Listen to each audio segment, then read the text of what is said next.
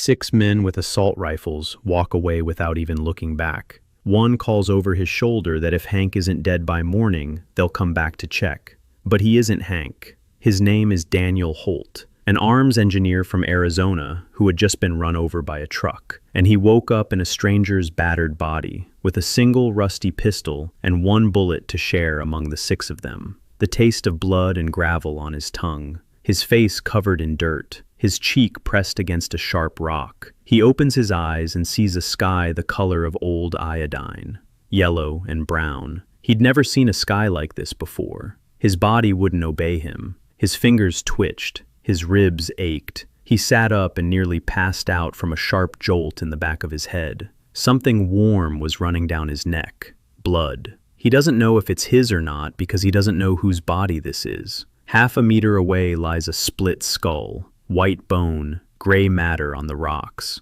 The dead eyes of the guy in the tattered coveralls stare up at this yellow sky without surprise. And Dan is wearing exactly the same overalls, the same boots, the same holes in the knees. He looks at his palms and doesn't recognize them. Someone else's calluses, someone else's scrapes on his knuckles. These aren't his hands. The last thing he remembers is the light of headlights on a dark road, a truck with failed brakes, the crunch of metal, darkness. He was dead, and now he's alive. His lungs are pumping air. His heart is pounding, alive, in a stranger's body, in a stranger's world, with a stranger's name. A pistol lies on the rocks to his right. He picks it up and his brain reacts before his consciousness does. A Colt M1911, 45 caliber. The barrel pitted with corrosion. The slide moves with a creak. This pistol hasn't been cleaned in 100 years. He ejects the magazine. 1 round.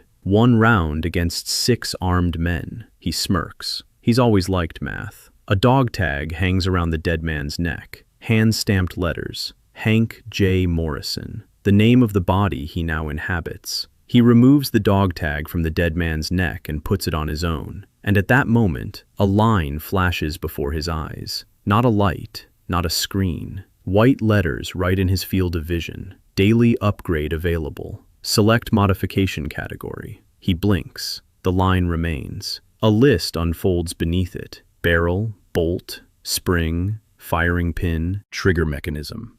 And right then, for the first time, he stops thinking about the fact that he's dead, because the dead don't get upgrades. He chooses the barrel. The logic is simple.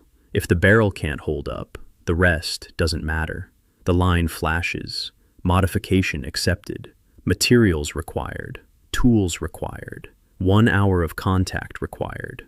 And then the screen goes dark. The pistol just lies there, rusty. No magic with a click. The system shows the way, but the hands must be his, and the materials must be his, and the tools. He smiles again. So he has to work. That's what he knows how to do. In his workshop in Arizona, he used to grind barrel blanks from raw metal. There's no machine here, but the principle is the same. Metal, abrasive, patience. He gets up and walks toward the ruins. In a derelict industrial district, he finds a scrap of rebar, half a file. A chunk of fine-grained concrete to serve as a whetstone. He returns to the dead man. He lays out his finds on a rag torn from his overalls, and he begins to work. He disassembles the Colt into 27 parts. He cleans each one. The barrel is the worst. The rifling is worn away. The bullet will go wherever it wants, not where it's supposed to. He files down the insert that will fit inside the barrel and seal the bore. A steel file, millimeter by millimeter. In a workshop, that would take an hour on a machine. Here, it takes 6 hours, and his palms are rubbed raw. But the insert fits, tightly.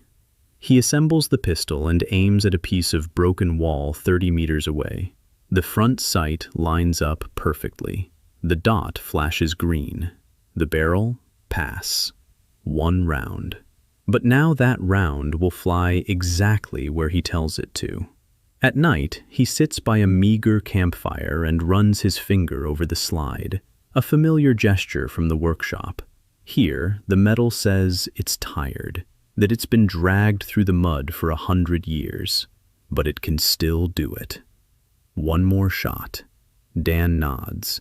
One shot is all it takes. He goes over the facts.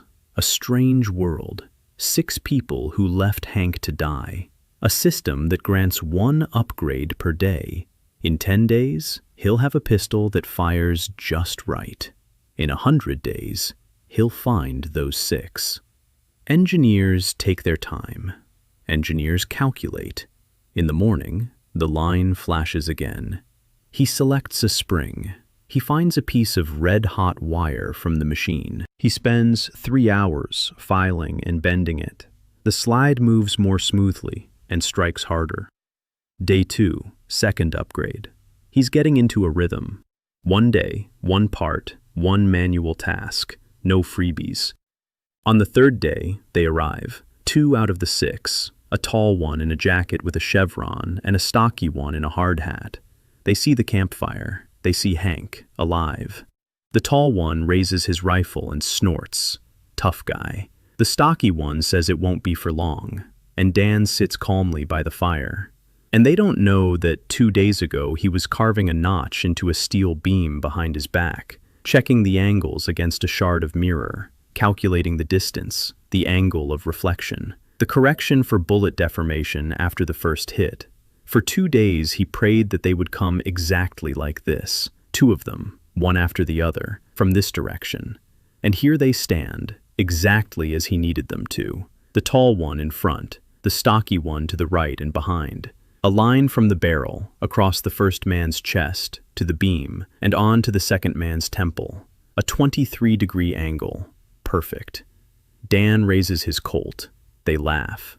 A rusty pistol in the hands of a battered man. It's ridiculous.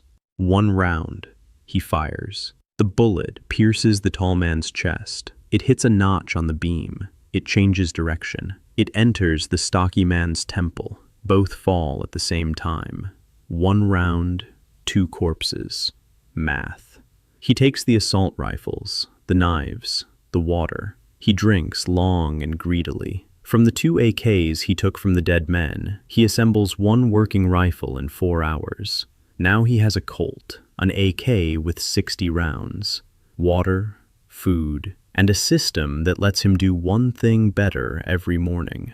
He looks north, where the silhouettes of towers peek out from behind the horizon. He slings the AK over his shoulder, tucks the Colt into his belt, and walks. He walked north for 3 hours. His feet sank ankle-deep into the gray dust. The wind whipped fine sand into his face. His coveralls offered no protection from either the wind or the cold. The temperature was dropping. The air smelled of something chemical, ozone and burnt plastic, the familiar smell of this world. He was already starting to get used to it. The silhouettes on the horizon turned out to be the ruins of a small village, 24 houses. Half of them had collapsed. The rest stood without roofs or windows. Car wrecks jutted out between the houses, rusty skeletons from which everything of value had long since been stripped away. He slowed his pace and raised his AK. Ruins meant people. People meant danger. The first house was empty. The second was empty. In the third, he found traces of a campfire. Old ones. A week or 2 maybe. Someone had spent the night and left. In the fourth house, he found a basement. Concrete. Dry. With a heavy door that still worked. A good hideout. He went down and checked the corners. Clear. He left the bag of spare parts and moved on. In the 7th house, he found tools. Someone's stash. Pliers. An adjustable wrench. A set of drill bits without a drill. A coil of wire. A piece of sandpaper. In this world, it was a treasure. He stuffed everything into his pockets and headed back toward the basement. A shot struck the wall a meter from his head. Concrete dust sprayed into his face. He fell to the ground and rolled behind the car wreck. A second shot, more accurate than the first. The bullet passed through the rusty hood and lodged in the engine. A sniper, large caliber. Judging by the sound, it wasn't an automatic weapon. It was a rifle. He lay behind the car and calculated the direction of the shot, the angle at which the bullet entered the wall. The sniper was at the 2 o'clock position, a hill, a house with an intact second story, 150 meters away. There was no third shot. He waited a minute, 2, silence, then a sound, quiet, metallic, a click, and another. and a curse, a low one, a woman's voice. It's jammed. The sniper's rifle had jammed. He got up and ran, not away from the sniper, toward the sniper, 150 meters across open ground. If she fixed the rifle, he was a dead man. But the clicks continued. She was jiggling the bolt, and it wouldn't budge. He burst into the building. A staircase, debris from the railing, second floor. She was lying by the window, young, thin, blonde hair pulled back into a messy ponytail, a camouflage jacket 2 sizes too big. A rifle lay in front of her, long, with a scope. The bolt was jammed. A shell casing was stuck in the chamber. She heard his footsteps and turned, a knife in her hand. Her eyes were gray and calm. No fear. She was ready to die, but not ready to back down. Dan stopped a few steps away from her. He raised his hands. The AK hung from his belt, barrel pointing down. He said he wasn't going to shoot. She replied that she had no reason to believe him. He looked at the rifle, at the jammed bolt, at the jammed shell casing, and said that the casing had expanded from overheating. The chamber isn't chrome-plated. Gunpowder residue had clogged the extractor. If she pulled any harder, she'd break the extractor lug, and then the rifle would be nothing more than a stick. She froze. She looked at him differently. She asked how he knew. He said he takes guns apart. That's what he does. She was silent for 10 seconds. Then she put the knife away, but not far. She set it on the floor next to her knee. He walked over and sat down beside her. He picked up the rifle. It was heavy, .308 caliber, a pre-war model, a good foundation, terrible maintenance. He worked carefully. He took out a pair of pliers. He clamped the cartridge case. He twisted it. He pulled it out. He inspected the chamber. The carbon buildup was as thick as a fingernail. He spent 20 minutes cleaning it with a piece of cloth and sandpaper. He checked the extractor. The catch was in place, but loose. He bent it back into shape with the pliers. He reassembled it.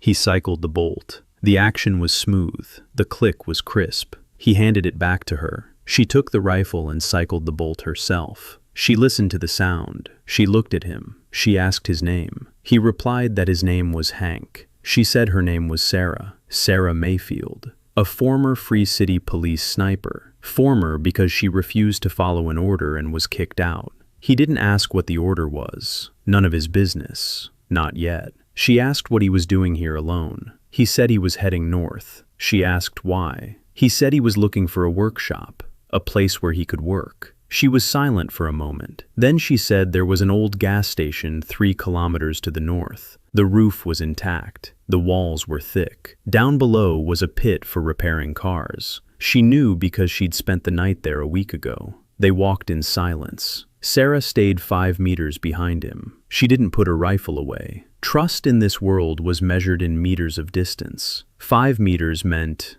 maybe. 10 meant no. She was keeping 5 meters. That was something at least. The gas station turned out to be exactly as she'd described it. A concrete box with thick walls, a rusty metal awning, empty shelves inside, a repair pit on the floor, deep, dry, with concrete walls.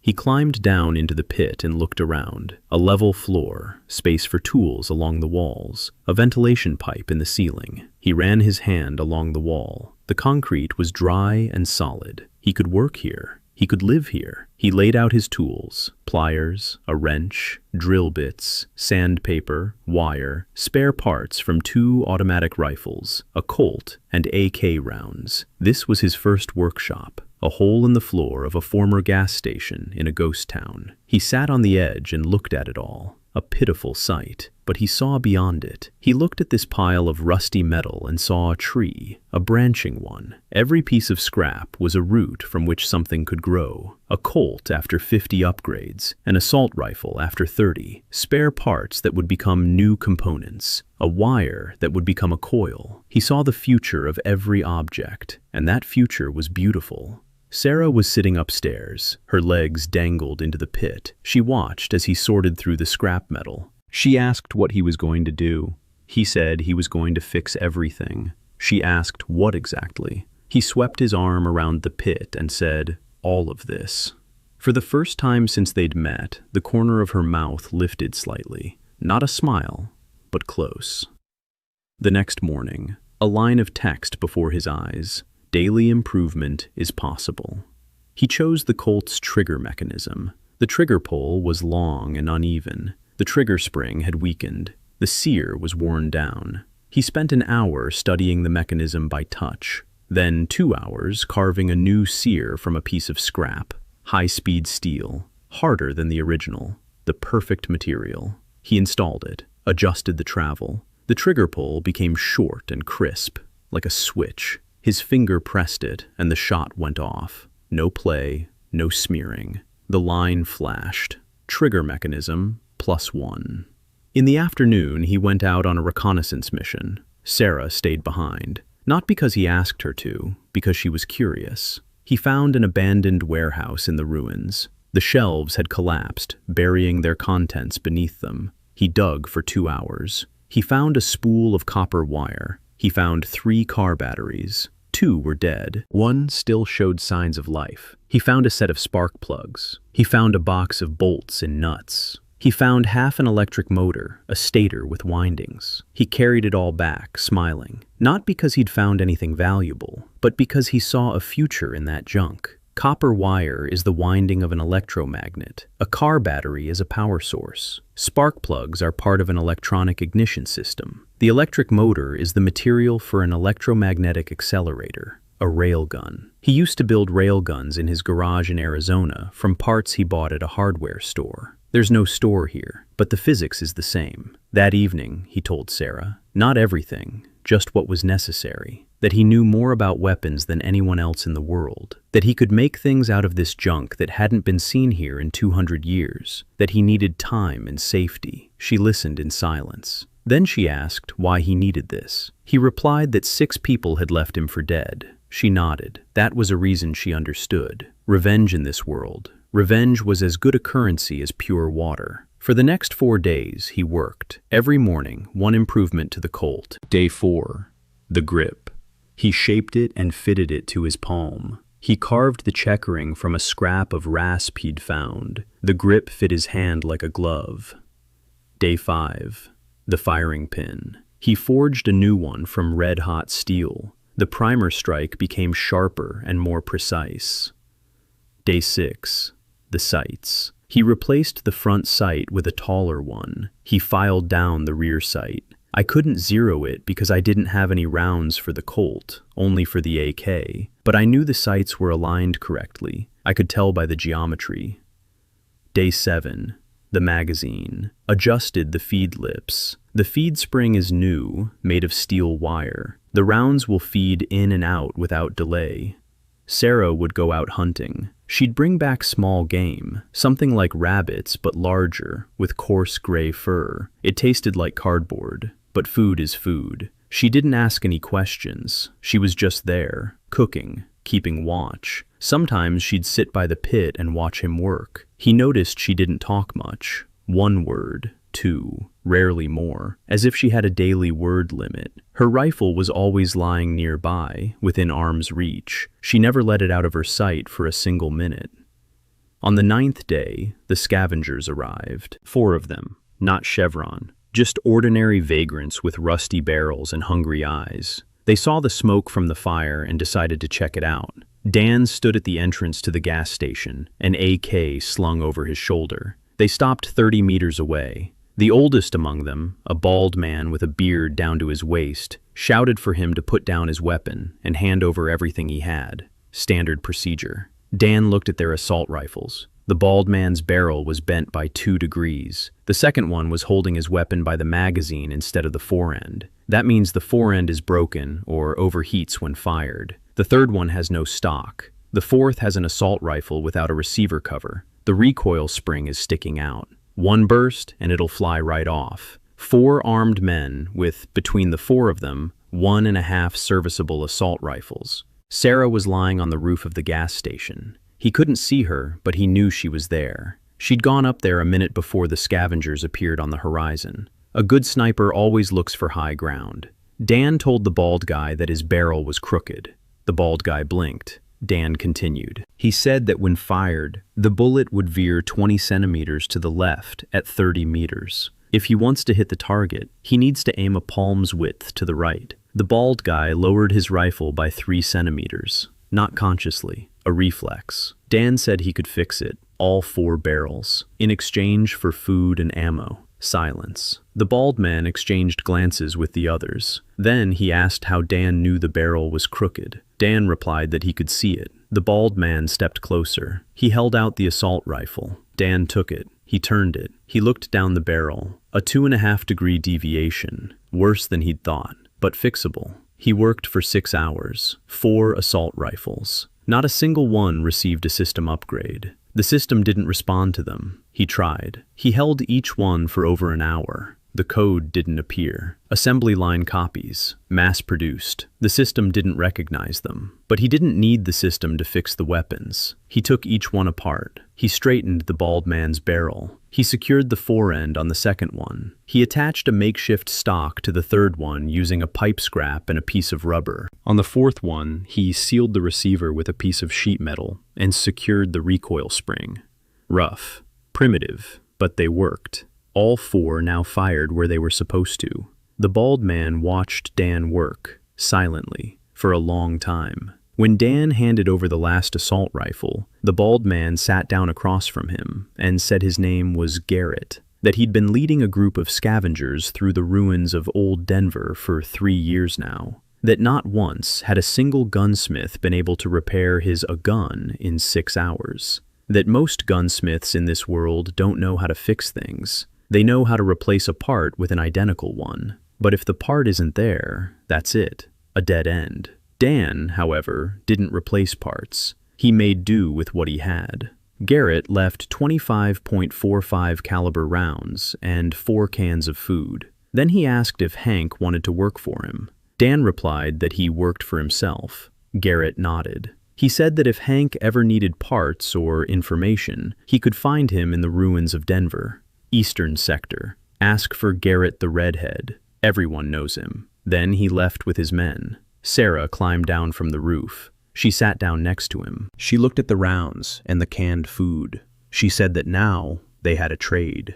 Dan nodded. He was thinking about something else. The system didn't recognize the assembly line weapons, only items with a soul. His Colt, her rifle, things with a history and an owner. The restriction was strict. He wouldn't be able to arm an army. He wouldn't be able to mass-produce upgraded weapons. Every item he perfected would be one of a kind, for a single person, for a single hand. That changed everything. He couldn't think on a large scale, only on a case-by-case basis. 6 barrels, maybe 8, no more. Each for someone he trusts, each like an extension of his own hand. On the 10th day, he began working on Sarah's rifle. She hadn't asked for it. He didn't ask for permission. He simply took a system code snippet that morning and applied it to the rifle, a barrel upgrade. He spent an hour studying the barrel bore. The rifling was deep. The chrome plating had worn away over 1/3 of the length. He found a piece of pre-war steel pipe with an internal polish in the stockpile. He cut out a liner. He lapped it. The barrel became more accurate. The spread decreased. The code flashed. Barrel +1. Sarah fired a test shot at the wall. 3 shots. 3 holes in a circle the size of a coin at 100 meters. She lowered the rifle and looked at him. For a long time. She didn't say anything, but her eyes spoke volumes. The 11th day. The rifle stock. Cracked wood. He didn't bother gluing it. He removed the old one and carved a new one from a piece of oak plank he'd found in the ruins.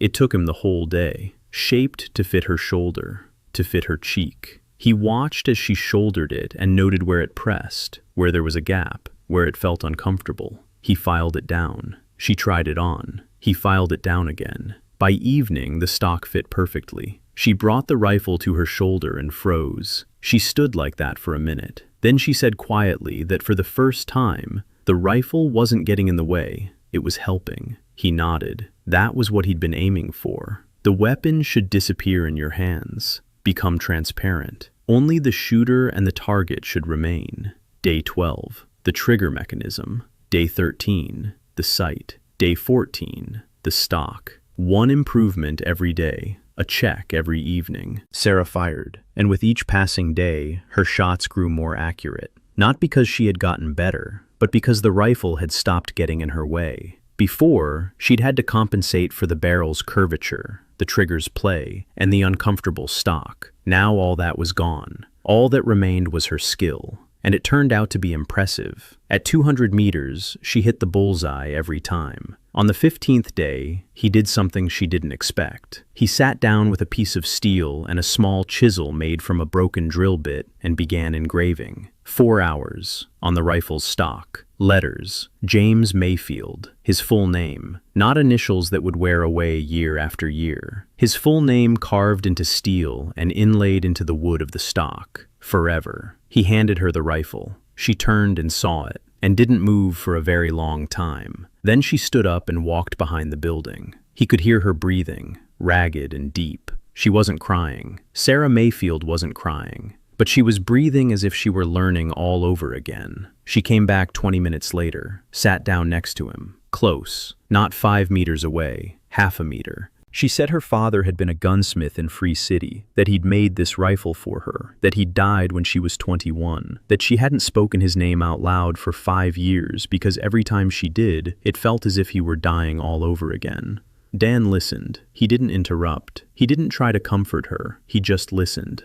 She said that he spoke to the metal as if it were alive. He replied that metal is alive, just slow. At night, they sat by the campfire, she on her side, he on his. But the distance between them had shrunk to a meter. Progress. In a world where trust is measured in meters, this was a serious step. He stared at the fire and thought, 2 weeks in this world. 1 Colt, upgraded. 1 rifle, upgraded. 1 contact with the scavengers. 1 person nearby. Slowly, but surely. Engineers take their time. Engineers build. The 16th day began with a rumble, distant to the south. Explosions. 1, 2, 3. The 4th, deafening and heavy. Black smoke on the horizon. Sarah climbed onto the roof and looked through her scope. She reported 3 vehicles, armored, moving west. Black chevrons on the sides. The cartel. They were driving by, not toward them, but in their direction. Dan gathered his tools, hid them in a hole, covered it up. Camouflaged it. If Chevron finds the workshop, they'll take everything, or burn it down. They went into the ruins and waited. The vehicles passed 2 kilometers away. They didn't stop. But Dan remembered. The cartel is nearby. Time isn't infinite. On the 17th day, he returned to the Colt. The system granted 1 upgrade per day, and he alternated. 1 day on the Colt, 1 day on Sarah's rifle, 1 day on the Colt, a rhythm. The Colt's 8th upgrade. The system suggested a new branch, energy. Before, the tree had shown only mechanics, barrel, springs, trigger. Now there was an entry that hadn't been there before, magnetic accelerator guide. He stared at it. A magnetic accelerator in a .45 caliber pistol. That's insane. And that was exactly what he'd been working on in the garage in Arizona. 3 makeshift railguns cobbled together from parts at a hardware store. He knew the principle. 2 conductive rails, a conductive projectile between them. Current flows along the rails through the projectile and back. The Lorentz magnetic field accelerates the projectile. Simple, elegant, devastating. The problem is the power source. He needed hundreds of amperes for milliseconds. A car battery would provide the current, but it weighed 12 kilograms. You couldn't fit that into a pistol. He chose a guide rail. The machine accepted it. He needed a copper conductor. He needed insulating material. He needed 1 hour of work. He took a Colt and got to work. Step 1. He laid 2 thin copper strips from a spool of wire along the barrel. He flattened them with a hammer. He insulated them with strips of rubber from a car gasket. He secured them. That was the foundation. Guides for the future magnetic accelerator. Useless on their own. Without current, they're just copper strips on the barrel. But the system saw further. A line flashed green. Guide +1. The first step on a path that, through dozens of improvements, would turn this Colt into an electromagnetic cannon. Sarah looked at the copper strips and asked why. He explained briefly. Electricity propels the projectile instead of gunpowder. Faster, more accurate, quieter. She asked how he knew that. He replied that he'd read about it. He'd read a lot. She accepted that answer. In a world where books had burned 200 years ago, a man who read was more valuable than a man who shot. On the 18th day, he set to work on the battery, not for the Colt, for the workshop. The used battery from the warehouse was weak, 4 volts instead of 12. He took it apart. The plates were sulfated. The electrolyte had dried up. He rinsed the plates. He found a canister of rainwater in the ruins, clean. He found fragments of a lead pipe. He melted them down over a fire in a makeshift crucible made from a tin can. He poured the molten lead onto the new plates. He reassembled it. The battery came back to life. 8 volts. Not ideal, but it gave off light. He connected a coil from an electric motor and a piece of wire to the battery. He ended up with the simplest electromagnet. He held it up to a pile of scrap metal. The small pieces stuck to it. It worked. Sarah watched. When the metal pieces stuck to the wire, she flinched. She asked what it was. He said it was electricity. She said she knew the word, but had never seen it in action. He thought about that. A world where people know the word electricity, but have never seen it in action. 200 years of the Dark Ages. And he is one of those who remembers the light.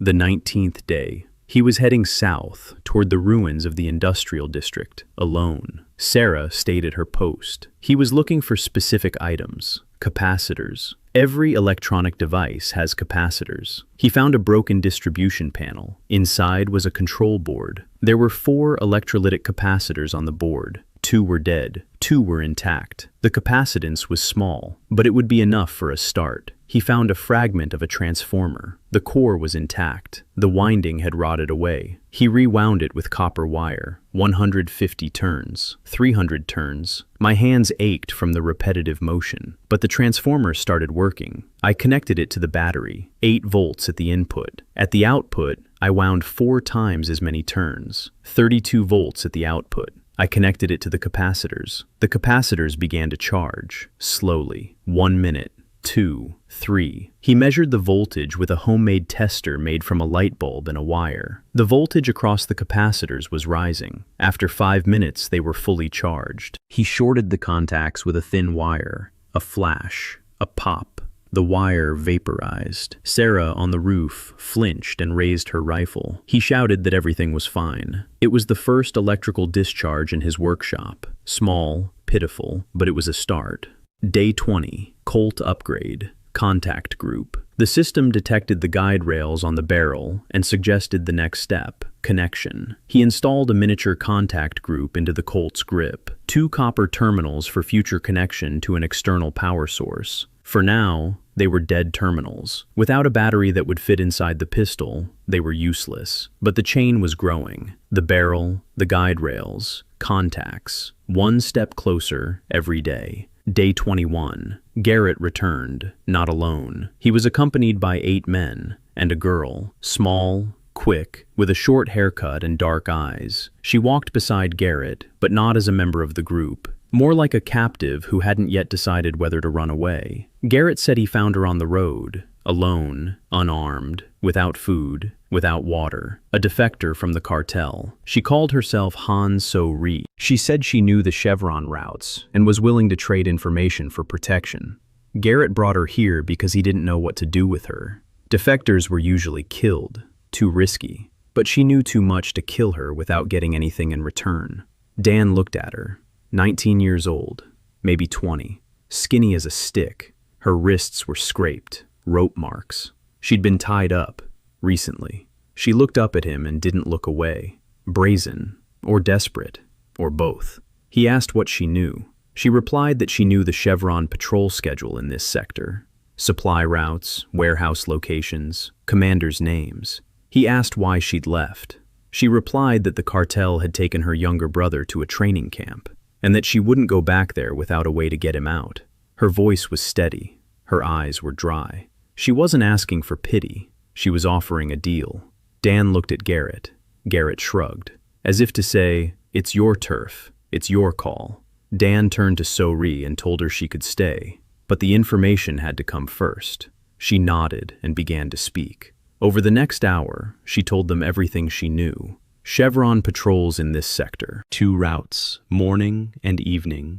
Personnel, 4 fighters and a vehicle. Standard issue weapons, assault rifles. The patrol commander has a pistol and a radio. The supply depot is 12 kilometers to the west. Minimal security, 6 people. Because no one attacks the cartel's depots, it's considered suicide. Sector Commander Marshal Ezra Kane. Based in a fortified camp 30 kilometers to the south, he commands 200 fighters and armored vehicles, 2 armored personnel carriers, 1 tank, pre-war. They don't really know, but it runs and fires. Dan listened and memorized every number, every name, every distance. This girl was a map, a living, detailed map of enemy territory. He asked about 5 people on the list, the ones who had abandoned Hank. So-Ri knew 3 of them. Dash Turner, commander of a small cell in the eastern sector. Vic Monroe, convoy driver on the southern route. Pat Sullivan, warehouse guard.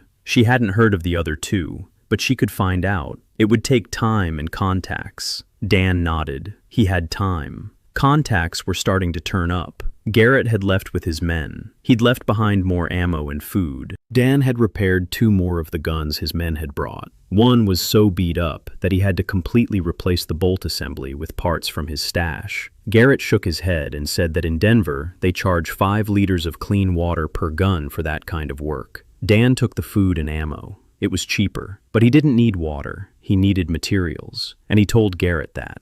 Electronic components, copper, magnets, batteries, anything related to electricity. Garrett said that in the ruins of Denver, there's an area that scavengers call Electro, a former industrial district. Before the cliff, there used to be that manufactured electronics. Most of them had been looted, but something might still be left deep beneath the rubble. He'd send the coordinates. On the 22nd day, Dan made his decision. The Chevron warehouse is 12 kilometers to the west. 6 guards, standard issue weapons. So-Ri said the guard shift changes every 2 days. That means waiting for the moment when the old shift is tired and the new one hasn't arrived yet. That window is at 3 o'clock. He wasn't going to attack. He was going to retrieve it. The difference is fundamental. An attack requires firepower. He had 1 semi-automatic Colt with no ammunition of the right caliber and 1 AK. Sarah had a rifle. So-Ri was unarmed. 3 against 6 at a fortified location. The odds were bad. But if they didn't attack, if they just took what they needed while no one was looking, the math was different. 0 casualties. Maximum result. An engineering approach. They set out at dawn, 12 kilometers across the wasteland. So-Ri led the way. She knew the route. She knew where the cameras were, or rather, where the cameras used to be. Most of them hadn't worked for 5 years.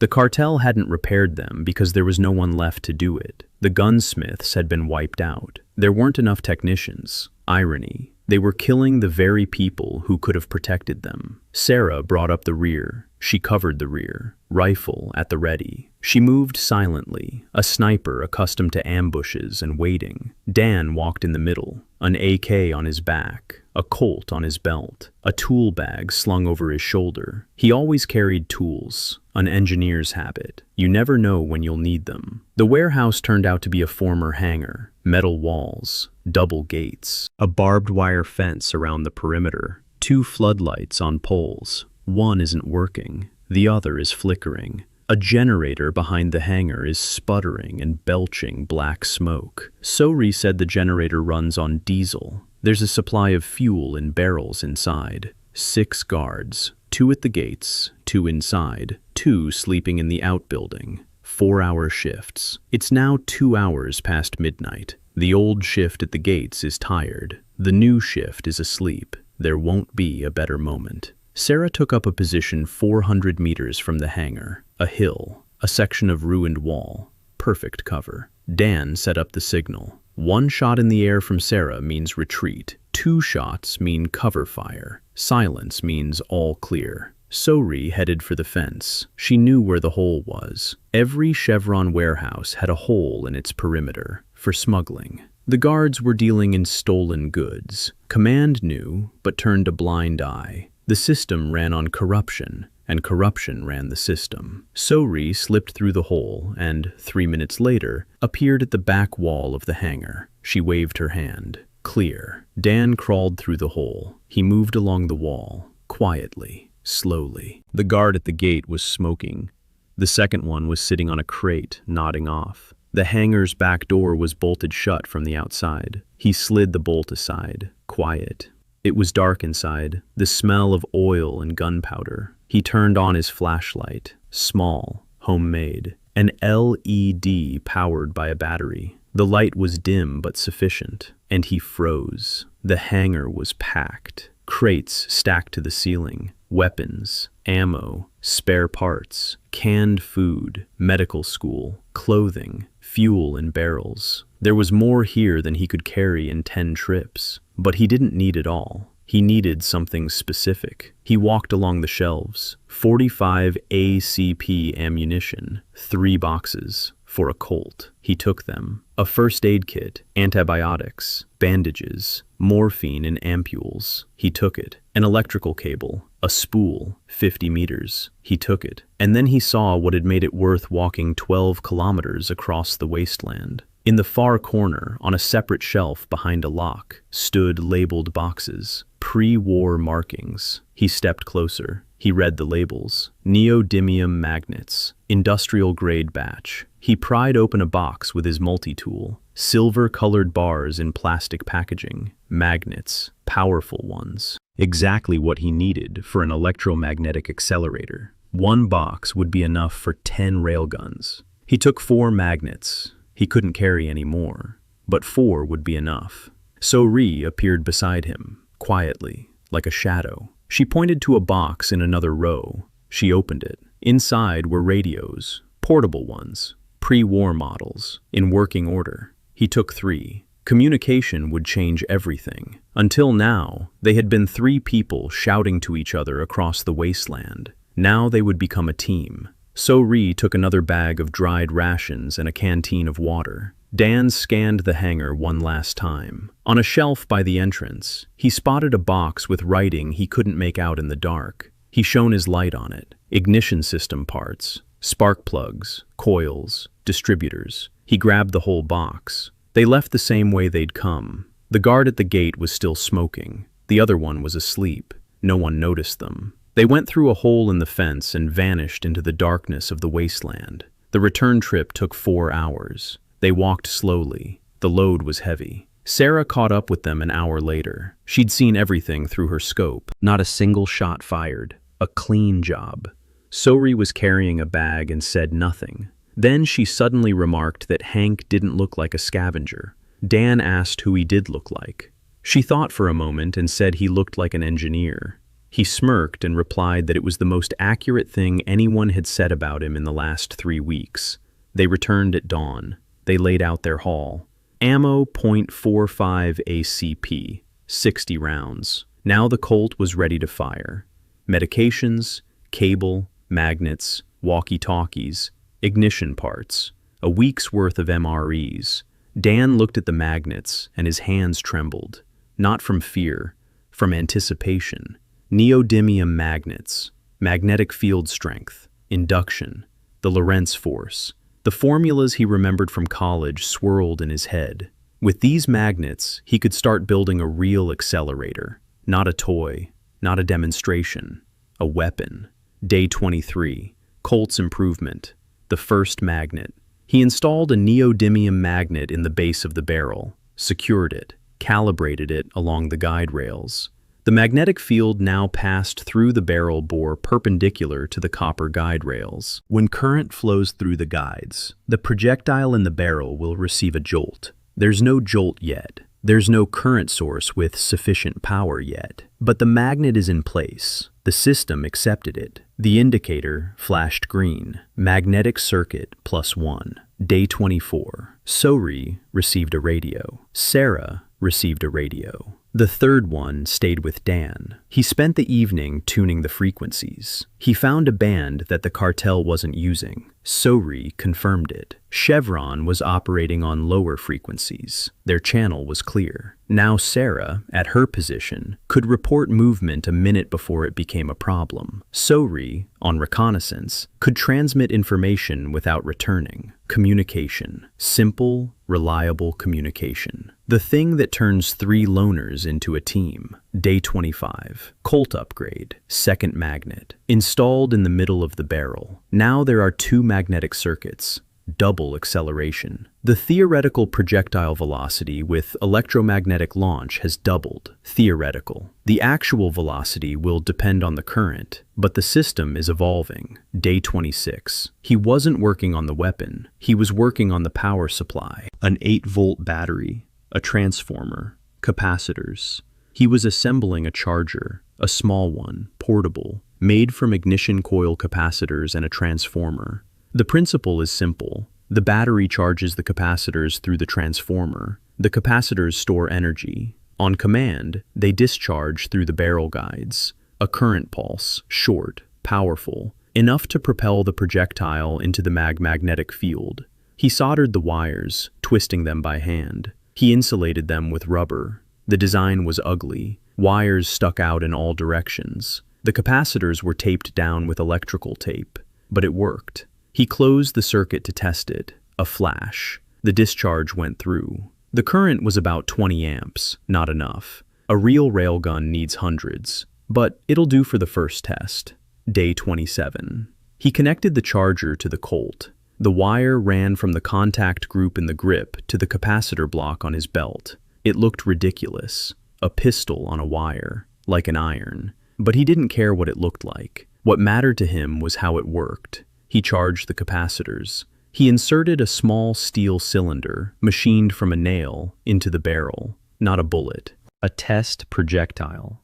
He aimed at the hangar wall 20 meters away. He pressed a new button on the grip. Instead of the firing pin striking the primer, an electrical discharge traveled through the guide rails. The magnetic field of the 2 magnets interacted with the current. The projectile twitched. It flew out of the barrel, slowly. Much slower than a bullet. It hit the wall and bounced off. It didn't even penetrate the concrete. A pitiful sight.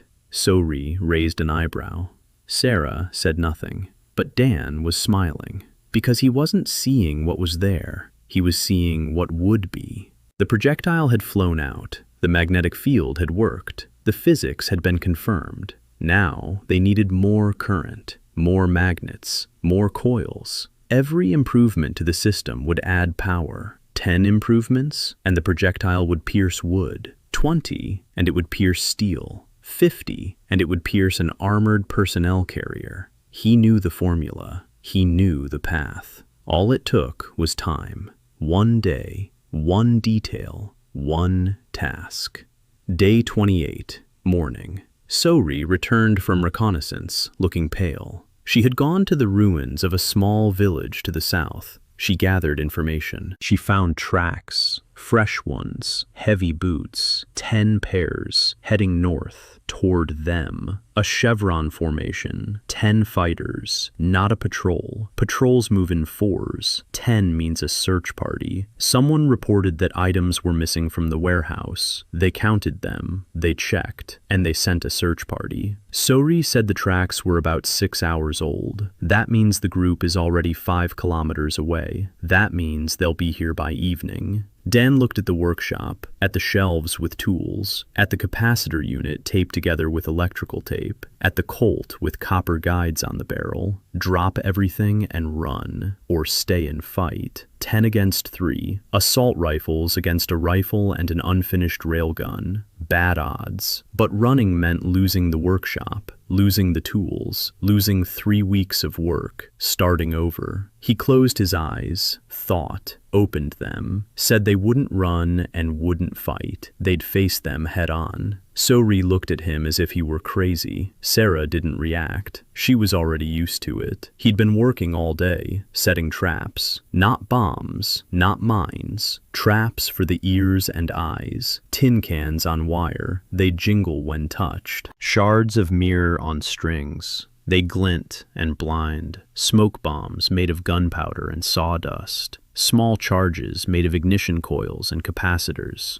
When triggered, they produce a bright flash and a loud bang. They won't kill, but they'll disorient you. He turned the wasteland around the workshop into a maze. Every path was under control. Every passageway was calculated. Sarah on the roof with a rifle. 400 meters of visibility in all directions. Sori by the back door with an AK. Dan in the center with a radio and a map. They arrived on duty. 10 men, black chevrons on their sleeves, assault rifles at the ready. They walked confidently through their own territory, toward the warehouse they themselves were guarding. They didn't expect any resistance. The first one entered the trap zone and snagged the wire. The canisters clattered. He flinched and shifted to the right where the capacitor charge was. A flash, a bang. He was blinded for 3 seconds. That was enough. Sarah's shot. 1 in the leg.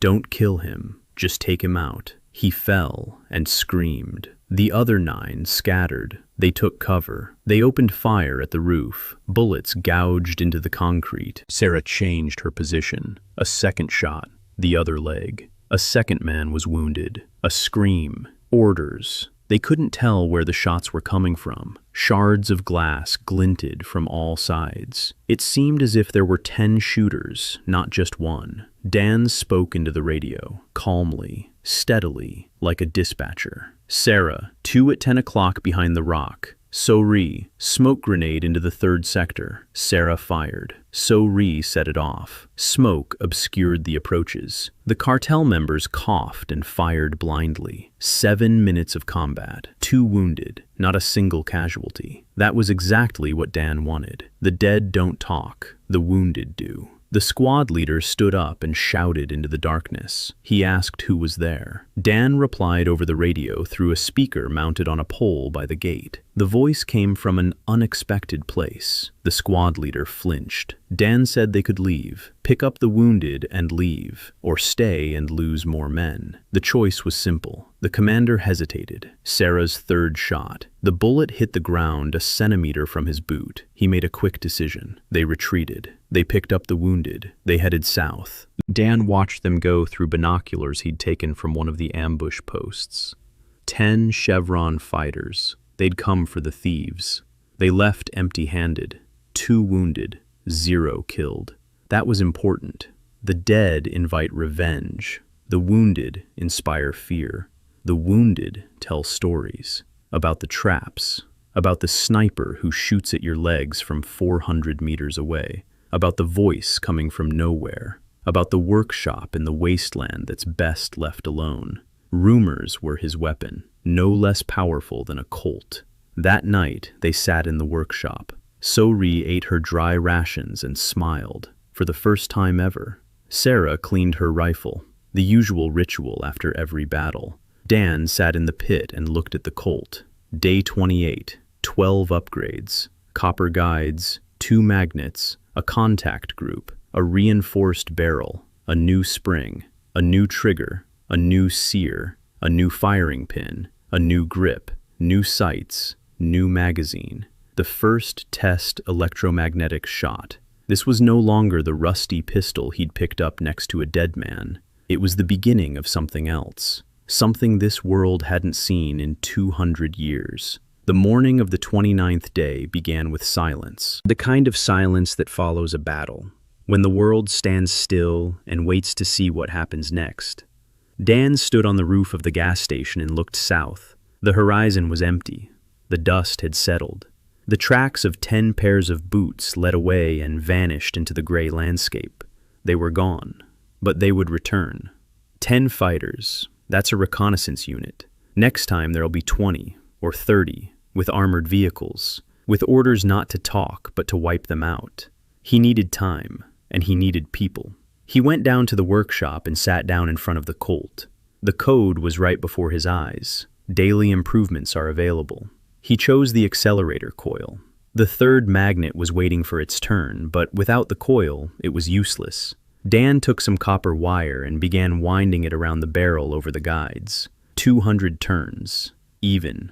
Tight. Each turn increased the circuit's inductance. Each turn added strength to the magnetic field. His hands moved on autopilot. He wound and counted.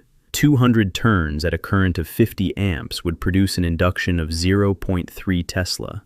Not much. But with neodymium magnets, the field would triple in strength, enough to accelerate a steel projectile to 100 meters per second. That's a third of the speed of a gunpowder bullet. Not impressive. But this is only the beginning. The line flashed, winding +1. So-ri returned from her morning reconnaissance. The search party's tracks led south. They didn't turn off. They didn't split up. They're gone. But she found something else. 2 kilometers to the east, there's a camp. A small one. 3 people. Not the Chevron. Scavengers. One is wounded. He's lying there, not moving. The other 2 are bustling around him. Dan asked if they were armed. So-ri said she saw 1 pistol and 1 knife. Not a threat. He took a first aid kit from the loot and went over. The camp turned out to be a hole in the ground covered with a sheet of tin. 3 people. 2 men and a woman. One of the men was lying on a rag. His leg was bandaged with a dirty cloth. Blood was seeping through the bandage. It was a gunshot wound.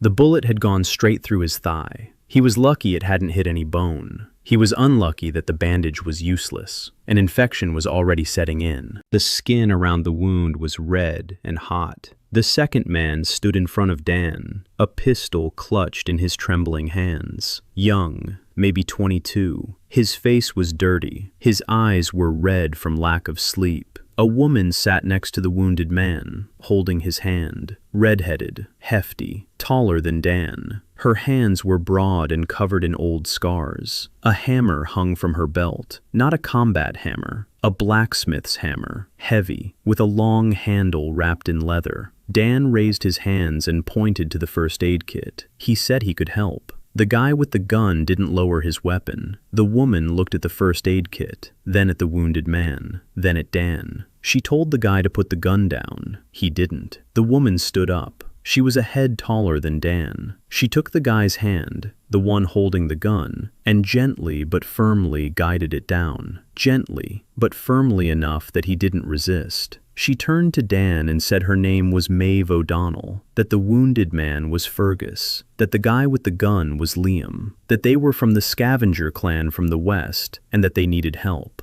Dan treated the wound. He rinsed it with antiseptic. He applied a clean bandage. He injected an antibiotic from the captured first aid kit. Fergus clenched his teeth and didn't make a sound. He was tough. Maeve sat nearby and watched Dan's hands. Not the wound.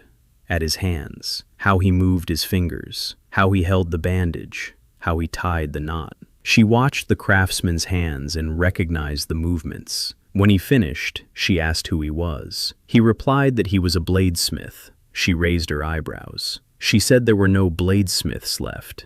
The cartel had wiped them all out. He replied that they'd missed one. Maeve explained that their clan was based in the western ruins. A smithy, a small one, 3 people. Her, Fergus, Liam. They made knives and simple tools, not weapons, but the cartel didn't care. Anyone who could work with metal was a potential threat. 3 days ago, a Chevron squad arrived. They burned down the forge. Fergus took a bullet. Liam miraculously managed to get them both out. They were heading east. No plan, no destination, just away from the cartel. Dan led them to the workshop. They laid Fergus down in a corner. Liam sat down next to him and didn't leave his side. Maeve stood in the middle of the gas station and looked around. At the tools on the walls. At the workbench made of concrete blocks. At the parts laid out on rags. At the Colt with copper wrapping on the barrel. She walked over to the workbench, picked up a file, turned it over in her hand,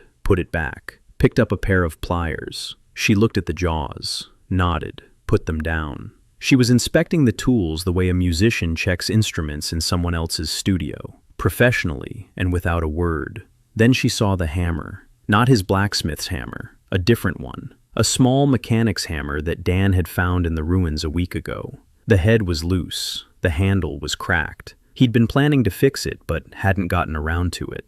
Maeve picked it up. She examined it. She said the head was forged, good steel, pre-war. The handle needed to be completely replaced. The socket had widened from the blows. It needed to be re-wedged. Dan listened. She was speaking his language, the language of metal and tools. He said he had a piece of oak. She said oak was good, but ash was better. He said he didn't have any ash. She said that in that case, oak would do. They talked about that hammer for 40 minutes. Sarah sat in the corner and watched. With Ri, ate a dry snack and shifted her gaze from one to the other, as if at a tennis match.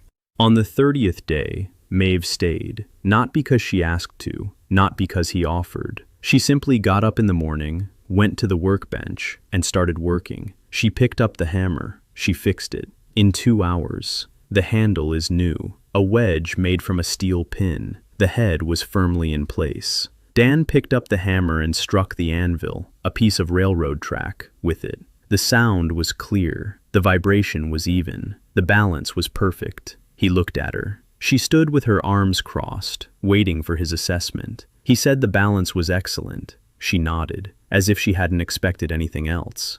Day 31. Fergus had come to his senses. The wound was healing. The antibiotics were working. Liam was helping out around the house. He carried water. He hauled debris to reinforce the walls. The workshop was expanding. Now there were 6 of them. Dan, Sarah, Sori, Maeve, Fergus, Liam. 6 people. 2 female fighters, 1 blacksmith, 1 wounded man, 1 guy who knew only how to be afraid but was quickly learning not to be, and 1 engineer from another world. Dan began working on Maeve's hammer, not a locksmith's hammer, her own blacksmith's hammer. She carried it on her belt the way others carried a pistol. He asked. She gave it to him, without hesitation. It was a trust he hadn't expected. The hammer was old, very old. The head was made of forged steel, with a mark that had worn away over time. The handle was made of some kind of dark wood. It was heavy, 4 pounds, normal for blacksmithing, too heavy for combat. He took the hammer in his hands, and the system responded. A line flashed. The upgrade tree opened. The hammer was alive. It had a history. 3 generations of blacksmiths, hundreds of thousands of strikes, micro cracks all over the head. The handle was worn smooth by his palms. The balance was off due to wear. The system saw all this and offered to restore it. He chose to restore the balance, an hour's work. He filed down the head on one side, removed excess metal where the wear was less severe, added a thin steel plate on the other side. The balance was restored. The hammer stopped pulling to the right when she swung it. Maeve took it and struck the anvil. She froze. She struck again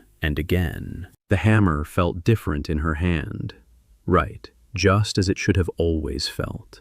She stood there with the hammer in her hand, her eyes shining. She said her grandfather had made this hammer, that her father had said she wasn't worthy of it, that she'd lugged it around for 5 years, and every blow had reminded her that she wasn't good enough. And now, it felt like a part of her. She fell silent and turned away. Her back was straight, her shoulders were level, but her voice wavered. On the 32nd day, Dan made a decision. The workshop at the gas station was too small, too open, too conspicuous. He needed a bigger space, more secure, with space for a forge and an electrical lab. Sori knew of such a place. A hangar, a former aircraft hangar, 5 kilometers to the north, thick concrete walls, underground rooms, 2 exits, 1 entrance for equipment and 1 for people. The roof had partially collapsed, but the walls were still standing. The place was off the car. Scavengers avoid it because they think it's radioactive. Sori said there's no radiation. She checked. It's just a rumor that no one bothered to debunk. The move took 2 days. We carried everything ourselves. Tools, materials, the Colt, the capacitor unit, the battery, coils, magnets, and supplies of food and ammunition. Fergus hobbled on a crutch but walked on his own. Liam carried a double load without complaining. Maeve hauled her anvil, a 30-kilogram piece of railroad track, on her shoulder for 5 kilometers without stopping. Dan looked at her and thought that this woman could carry a house if she had to. The hangar turned out to be better than he'd hoped. Concrete walls a meter thick. An underground level with 3 rooms. Dry, dark, cool. Perfect for storage. Upstairs, the main hall was the size of a basketball court. The roof had collapsed in the far third, but the rest was still standing. The gates were rusted but still worked. He spent a day clearing out the debris. Maeve set up an anvil against the wall and lit the first fire in a makeshift forge made from scraps of metal pipes. Sarah found a spot on the roof with a 360-degree view. With Ree scouted all the approaches and marked them on the map she'd drawn with charcoal on the wall. Liam cleared the debris from the underground rooms. Fergus sat by the wall, sharpening knives. Everyone took their place. The workshop became their home. Day 35. Garrett sent the coordinates of the Electro District in the ruins of Denver via a courier, a boy of about 13, dirty, fast. He ran up, handed over the note, and ran off without lingering. Coordinates, a route map, markings for dangerous zones. Garrett had marked 3 buildings that, according to his information, hadn't been completely looted. Deep basements, piled high with debris. Scavengers hadn't dug through them because they didn't know what to look for. Dan knew.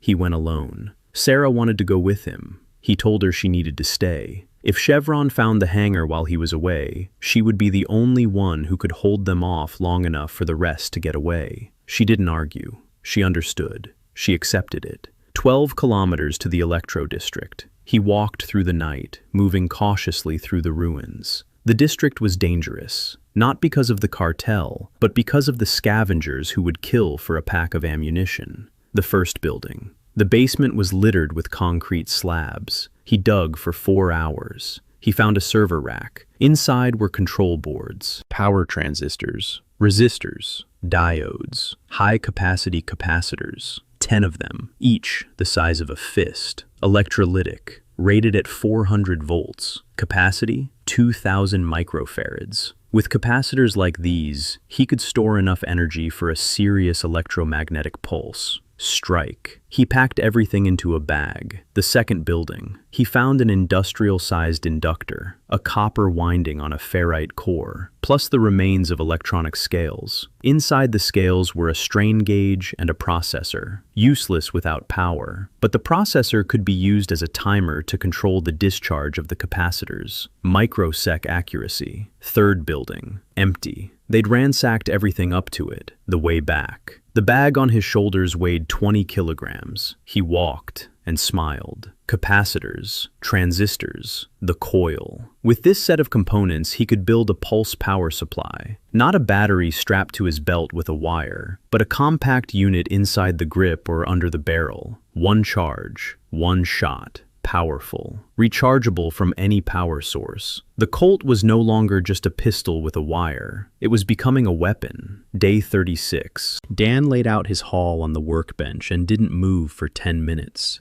He just looked. 10 capacitors, transistors, a coil, a timer processor. The circuit was already taking shape before his eyes. A pulse converter. The battery charges the capacitor bank via a step-up converter. The capacitors store energy. At the timer's signal, the transistors open, and all the energy is channeled into the barrel guides in a matter of microseconds. A current of 1,000 amperes for a fraction of a second. The projectile accelerates in the magnetic field to the speed of a gunshot bullet, or faster.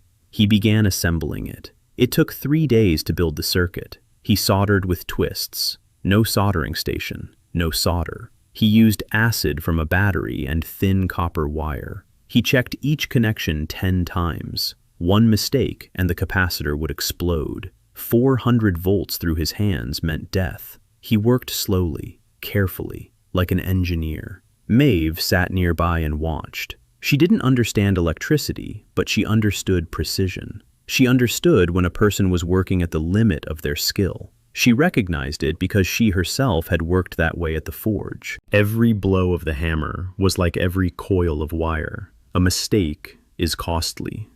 Day 39. The pulse unit was assembled. It was ugly. The capacitors were soldered to the tin casing. The transistors sat on a heat sink made of an aluminum plate. The wires stuck out in a bundle. But the circuit worked. He connected the unit to the battery. Charging. The LED indicator. It's on. Green. The capacitors are charging. 30 seconds. A minute. The indicator flashed, fully charged. He connected the unit to the Colt via the contact group. His hands didn't shake. He inserted a steel cylinder into the barrel. He aimed at the concrete wall of the hangar. He pressed the firing button. A pop. Not the boom of a gunshot. A pop like slapping a table with your palm. And a whistle. Short. Harsh. The projectile flew out of the barrel and struck the wall. Concrete chips flew everywhere. He walked over. A crater 2 centimeters deep. The projectile had penetrated the concrete and become lodged there. It had pierced the surface. It didn't go all the way through, but it did break through. Sori stood by the gate, staring wide-eyed. Sarah lowered her binoculars. Maeve walked over to the wall and touched the crater with her finger. Liam whistled. Fergus got up from his seat and hobbled over to take a look. Dan stood with the Colt in his hand, doing the math. The projectile's velocity was roughly 200 meters per second, half that of a gunpowder bullet, but twice as fast as the first test. Progress. Every improvement to the system added power. Every new component in the circuit increased the current. In 20 more improvements, the projectile would fly faster than a bullet. After 50, it would penetrate armor. The 39th evening. He sat in the pit, taking the Colt apart. Again. The system was suggesting a new direction. Cooling. The electromagnetic barrel heated up when fired. The copper guides lost conductivity when heated. Efficiency dropped. He needed a heatsink. He machined an aluminum sleeve from a pipe scrap and slipped it onto the barrel. Cooling fins. Like on a motorcycle engine. Ugly, but functional. A line flashed. Heatsink +1. The 40th day. Garrett sent a second courier. Not a boy, a girl, a young one, with a laptop in her hands. Her name was Ji-Eun Park, 23 years old, Korean, slender, sharp. She walked into the hangar as if it were the principal's office. She looked around. She grimaced. She said she'd expected something bigger. Dan asked who she was. She replied that Garrett had sent her because she had a laptop with pre-war blueprints and didn't know what to do with them. That her mother had been an engineer in the Korean enclave before the cliff. That the cartel had destroyed the enclave 2 years ago. That she was the only survivor because she'd been out hunting for water that day. That the laptop was all she had left. Dan held out his hand. She didn't give it to him. She clutched the laptop to her chest. She said she wouldn't let him touch it. He said he just needed to look at the screen. She hesitated. Then she opened the laptop. The screen was cracked. The keyboard was dirty, but it worked. The battery was still alive. Enough charge for an hour, maybe an hour and a half. On the screen were files, folders, blueprints in a format Dan recognized instantly. CAD files, engineering drawings. He leaned in closer and began to read. Schematics for energy cells. Compact batteries with an energy density 10 times higher than lithium-ion batteries. Pre-war technology. Experimental. Ji-Eun's mother had been working on it. If these drawings were real, then Colt's power problem was solved. A compact battery the size of a pistol magazine. Enough power for 20 shots without recharging.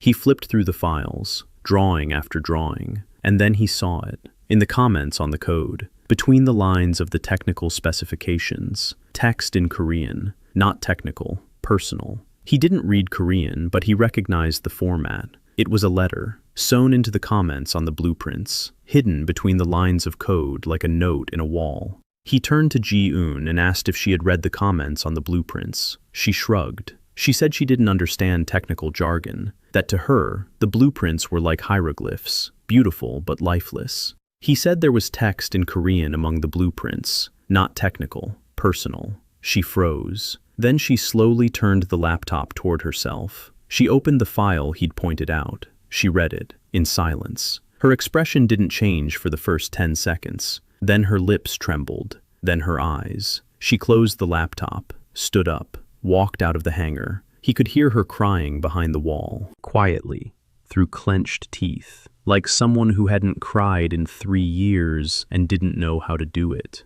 She returned 20 minutes later. Her eyes were red. Her voice was steady. She said her mother had written her a letter before it happened. She knew the cartel was coming. She knew she wouldn't survive. She hid the letter in the only place her daughter could keep it safe, in her laptop, in the drawings. Because things outlast people. Ji-Eun looked at Dan and said she hated him. He asked why. She said it was because he had found it and not her. Over the course of 3 years, she'd opened that laptop 100 times and never once looked at the comments. Because she considered herself a blank space next to her mother's memory. He remained silent. Because there was nothing to say. She was silent for a moment. Then she added that he should continue explaining the blueprints to her. He nodded. Day 41. Ji-Eun stayed. She settled into the basement room. She placed the laptop on a box. She closed the lid. In the morning, she opened it. She reread the letter. She closed it. This ritual was repeated every day, like a prayer. Dan began translating the blueprints for her. In the evenings, after work, he would sit down next to her and explain what a cathode and an anode are,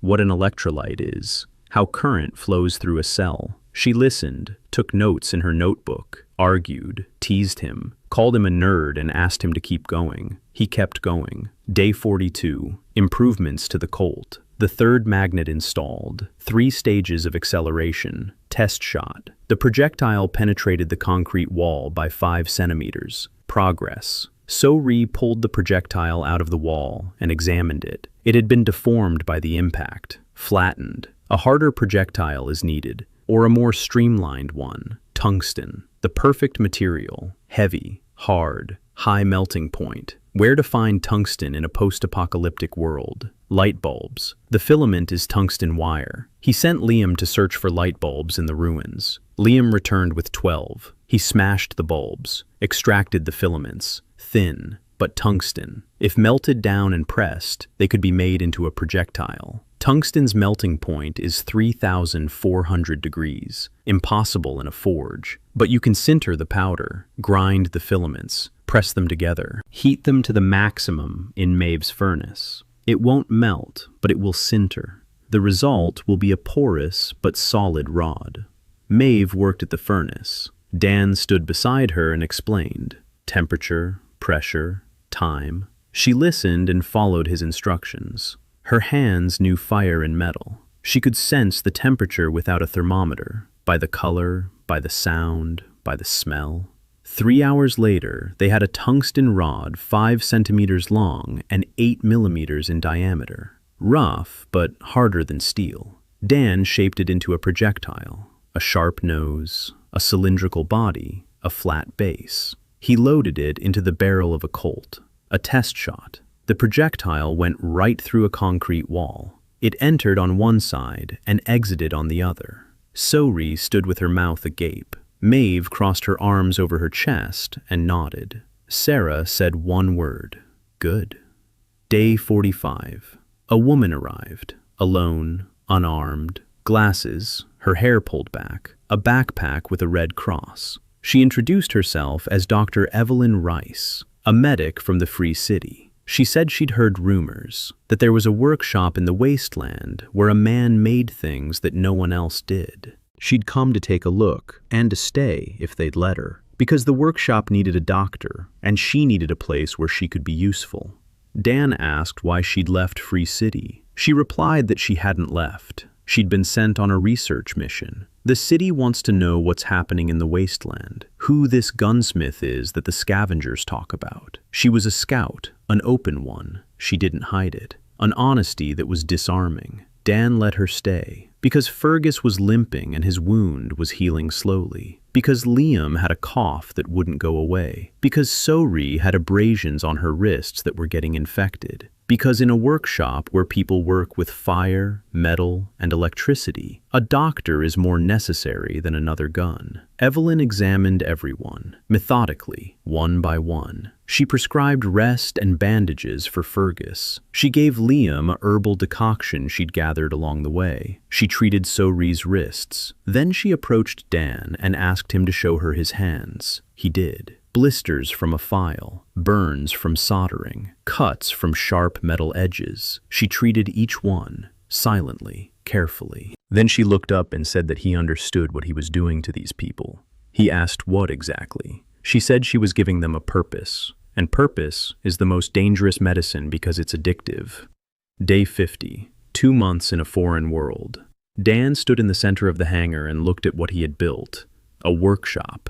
A real one. Workbenches along the walls. Horn Maeve in the corner. An electrical lab in the basement. Shelves with parts. A tool rack. On the wall, a map drawn by Sori. The cartel's routes. Warehouses. Patrols. Names. A list beneath the map. 5 names. Dash Turner, Vic Monroe, Pat Sullivan, Thomas Greer, Nate Johnson. Sori found the last 2 through her contacts. All 5 are alive. All 5 work for the cartel. All 5 are unaware that Hank Morrison survived. The Colt lay on the workbench. 25 modifications. It barely resembled a pistol anymore. Copper wiring on the barrel was hidden under an aluminum cover. 3 neodymium magnets in the frame. A contact group in the grip. A pulse unit the size of a pack of cigarettes was mounted under the barrel. A homemade battery made from flashlight cells was in the grip. 1 charge for 3 shots. Recharging from any power source took 15 minutes. The projectile was made of tungsten. Velocity, 400 meters per second, faster than the speed of sound. Upon firing, a quiet pop and a faint whistle. No flash, no smoke. It penetrates a centimeter-thick sheet of steel. This is no longer just a wired pistol. It's a weapon that no one else in the world possesses. Sori brought the news. Dash Turner, the first name on the list. Commander of a small Chevron cell in the eastern sector, based in a fortified house on the outskirts of the Denver ruins. 5 bodyguards. Sori knew his schedule, knew the route of his daily patrol, knew that every evening he goes out alone onto the roof of the building to smoke, alone, without bodyguards. 5 minutes, a habit that would be his undoing. They set out on the 3rd day of surveillance. Dan, Sarah, Sori. The rest were in the workshop. Maeve was on guard duty. Evelyn was with Fergus and Liam. Ji-Eun was with her laptop. 12 kilometers to the eastern sector. They walked at night. Sori led the way. She knew every trail, every passage between the ruins, every blind spot in the camera coverage. They passed 3 cartel patrols. Not a single one noticed them.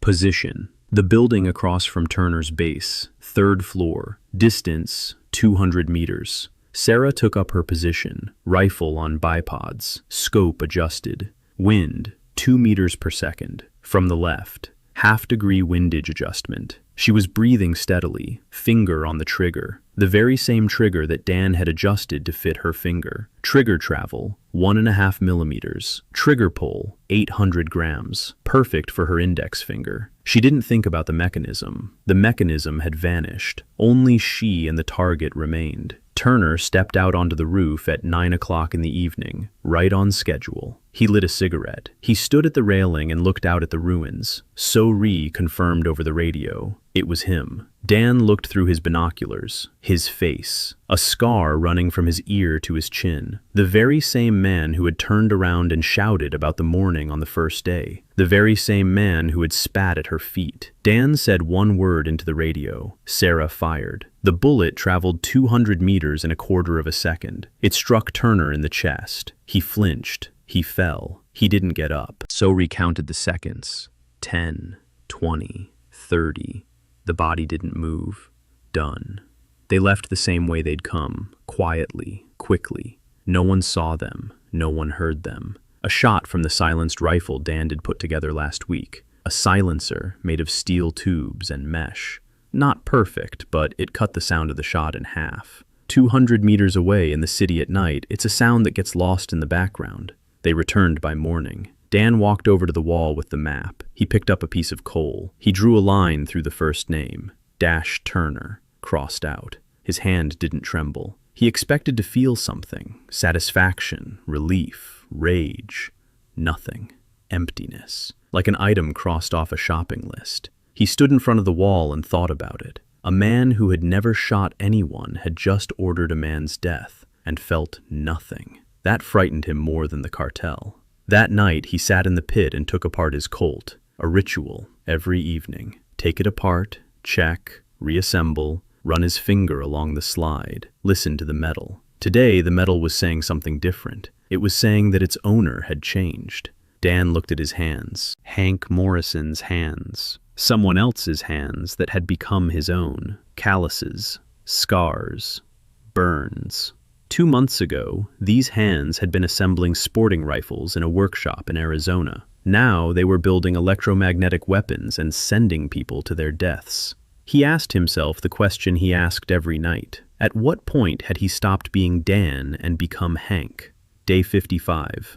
Second name, Vic Monroe, convoy driver on the southern route. So-Ri had figured out the schedule, a convoy of 3 vehicles, once a week. The route went through a canyon 8 kilometers to the south, a narrow passage, cliffs on both sides, the perfect spot for an ambush. But Dan didn't want an ambush. An ambush meant a fight meant casualties. He wanted a clean operation. They worked for 3 days, Dan and Maeve. Maeve forged them. Dan designed them. Spikes made of hardened steel, 12 of them, scattered along the road through the canyon over a 100-meter stretch, painted to match the soil, invisible. The convoy will enter the canyon. The first car will run over the spikes. Its tires will be punctured. It will stop. The second will crash into the first. The third into the rear of that one. A traffic jam. The drivers will get out to see what's going on. At that moment, Sarah, from high ground, fires a bullet into the engine of the second vehicle. It's immobilized. Panic. Dan announces over the loudspeaker that they should leave on foot, abandon the vehicles and the cargo, or stay and lose people. 9 out of 10 will choose to leave. They aren't soldiers. They're drivers and security guards who are paid in food. Everything went according to plan. Almost. The first truck hit the spike strip. The second one came to a stop. The third, the drivers got out. 7 men. Vic Monroe from the first truck. Stocky, short, bearded. He was cursing and kicking the tire. Sarah fired at the engine. A loud bang. Steam from the radiator. Panic. Dan turned on the loudspeaker he'd cobbled together from a walkie-talkie speaker and a tin horn. He suggested them to come out. 6 of the 7 ran off. Monroe stayed behind. He pulled out a pistol. He spun around in place and fired at the rocks, at random. Dan waited. Monroe emptied the magazine. He reached for a second one. Dan stepped out of cover, alone, with a Colt in his hand. 50 meters away, Monroe saw him, recognized him, or maybe not. It didn't matter. He raised his pistol. Dan pressed the button. A pop, a whistle. The tungsten projectile passed through Monroe's shoulder and exited on the other side. A clean hole. Monroe fell. His hand, still clutching the pistol, dangled limply. Dan walked over. He stood over him. Monroe looked up at him from below, blood on his lips. Dan asked if he remembered Hank Morrison. Monroe blinked. He remembered. His eyes widened. Dan fired a second shot. The convoy gave them 3 boxes of ammunition, fuel, medicines, car parts. They loaded everything onto one of the vehicles that Fergus had repaired by replacing the flat tires with spares from the third one. Now the workshop had a vehicle, an old pickup truck with a dented bed and a sputtering engine. But it ran. Day 60, the third name, Pat Sullivan, the warehouse guard, the very one from whom Dan had taken the magnets. After the first raid, security had been beefed up.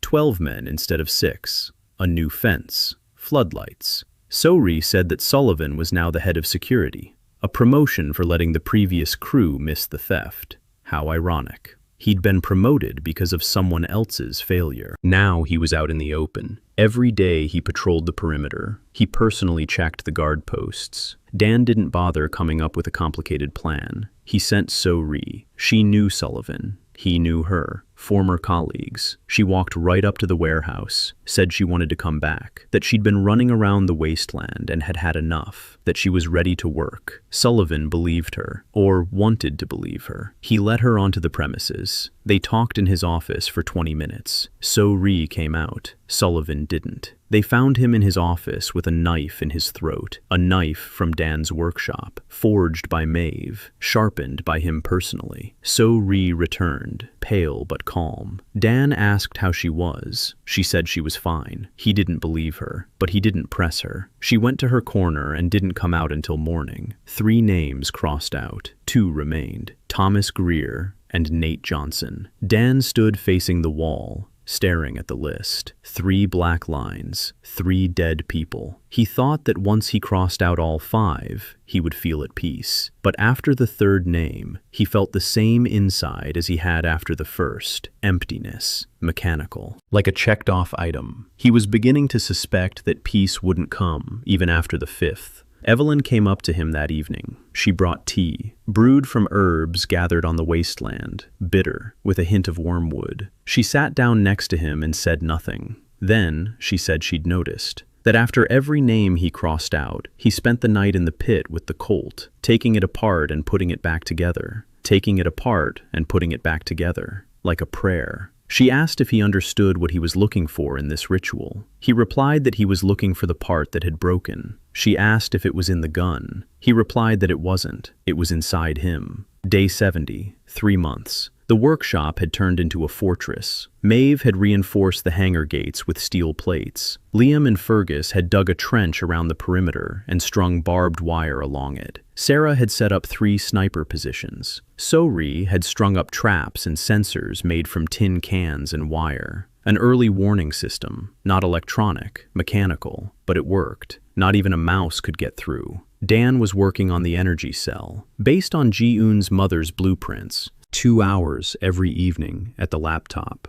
Ji-Eun right beside him. He explained. She took notes. She argued. She was sarcastic. He was getting used to her style. She lashed out with words when she didn't understand. It was a defense mechanism, a shield of sarcasm. But behind that shield was a sharp mind that absorbed information like a sponge. 2 weeks later, she was already reading her mother's blueprints on her own. She didn't understand everything, but she could see the structure. She knew where the cathode was, where the anode was, and where the electrolyte was. One evening, she said her mother would be disappointed. Dan asked why. She said her mother wanted her to become an engineer, but she'd become a vagabond with a laptop.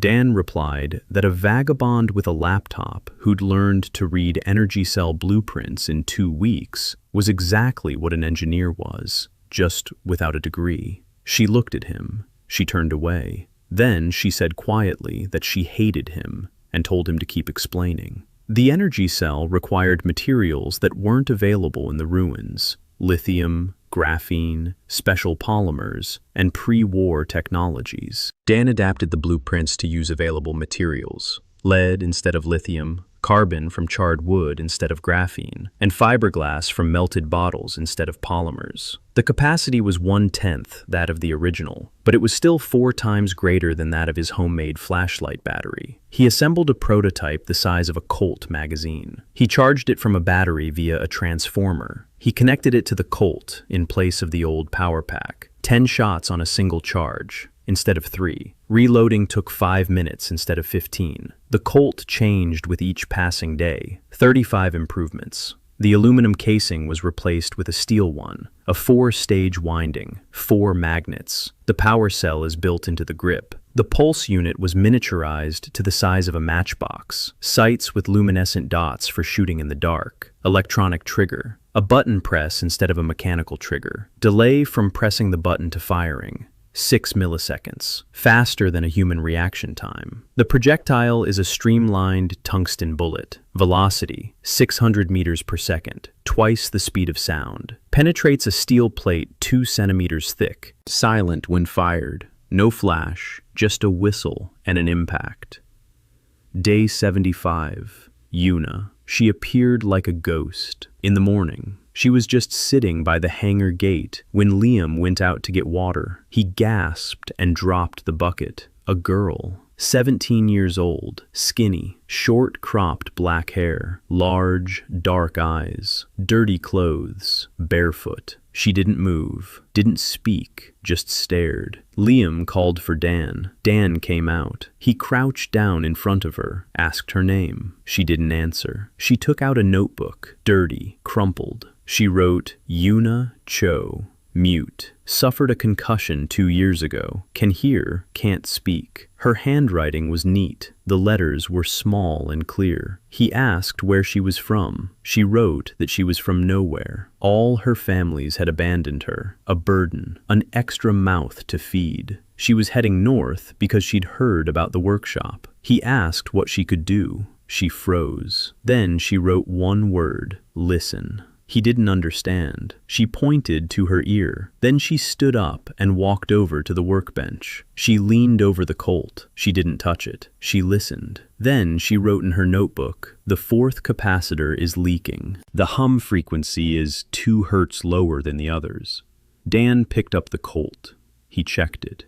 The fourth capacitor. Electrolyte was seeping through a micro crack in the casing. He hadn't seen it. He hadn't heard it.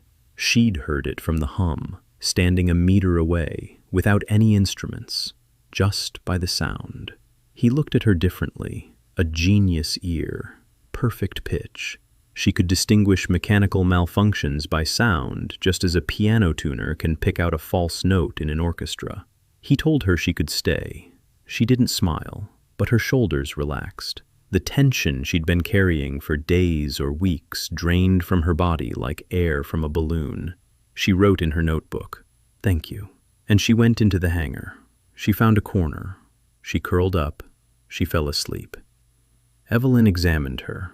Exhaustion, dehydration, old scrapes, fresh bruises on her ribs. Someone had beaten her. Recently. Evelyn said nothing, but her eyes hardened. She gave Yuna a vitamin injection and left some food by the head of the bed. Yuna slept for 14 hours. The next day, Dan didn't work on improving Colt's device. Instead, he worked on another one, all day long. A hearing aid, made from a walkie-talkie earpiece, from a capacitor, from a filter built with transistors. The device amplified sound and filtered out noise. Yuna could hear a whisper 20 meters away. She could block out background wind and hear footsteps behind the wall. He added a recording device, a microphone made from a speaker, memory from a timer processor re-flashed for recording. 10 seconds of recording. Not much, but enough. He gave her the device. She put it on, turned it on, listened. Then he turned on the recording and playback. A sound came from the speaker, her own voice, her breathing, a quiet wheeze. A sound she hadn't heard in 2 years because she couldn't utter a single word. But her throat made sounds as she breathed, and the device recorded them. She heard herself. For the first time in 2 years, she pressed the speaker to her ear. Tears streamed down her cheeks, silently, without sobbing. They just flowed. Dan turned away. He gave her some time. That evening, Yuna took a piece of coal and wrote a single word on the hangar wall: home. Sori saw it and smiled. Maeve saw it and nodded. Sarah saw it and said nothing. But he noticed that, for the first time that evening, she wasn't cleaning her rifle. She just sat there, staring at that word. Day 80. The fourth name. Thomas Greer, a cartel sniper. Dangerous. Sodi found him through old contacts. Greer worked alone. The cartel gave him a target, and he shot. No base, no route. He appeared and disappeared. A ghost. Finding a ghost is hard. Dan came up with a different approach. Don't look for him. Lure him. Greer was a sniper. A sniper needs a target. Dan gave him a target. Himself. Word about the workshop was spreading. Garrett told his people. His people told others. Scavengers came to have their weapons repaired. They left with working barrels. They spread the word further. The man who makes in the wasteland. Up north. Dan knew the rumor would reach the cartel. He knew the cartel would send Greer. A sniper for a sniper. He waited. Yuna heard him first. In the middle of the night, she jumped up and wrote in her notebook, "A man, on the roof of the neighboring building, 300 meters away, alone, not moving, waiting." Dan woke Sarah. They went out into the darkness.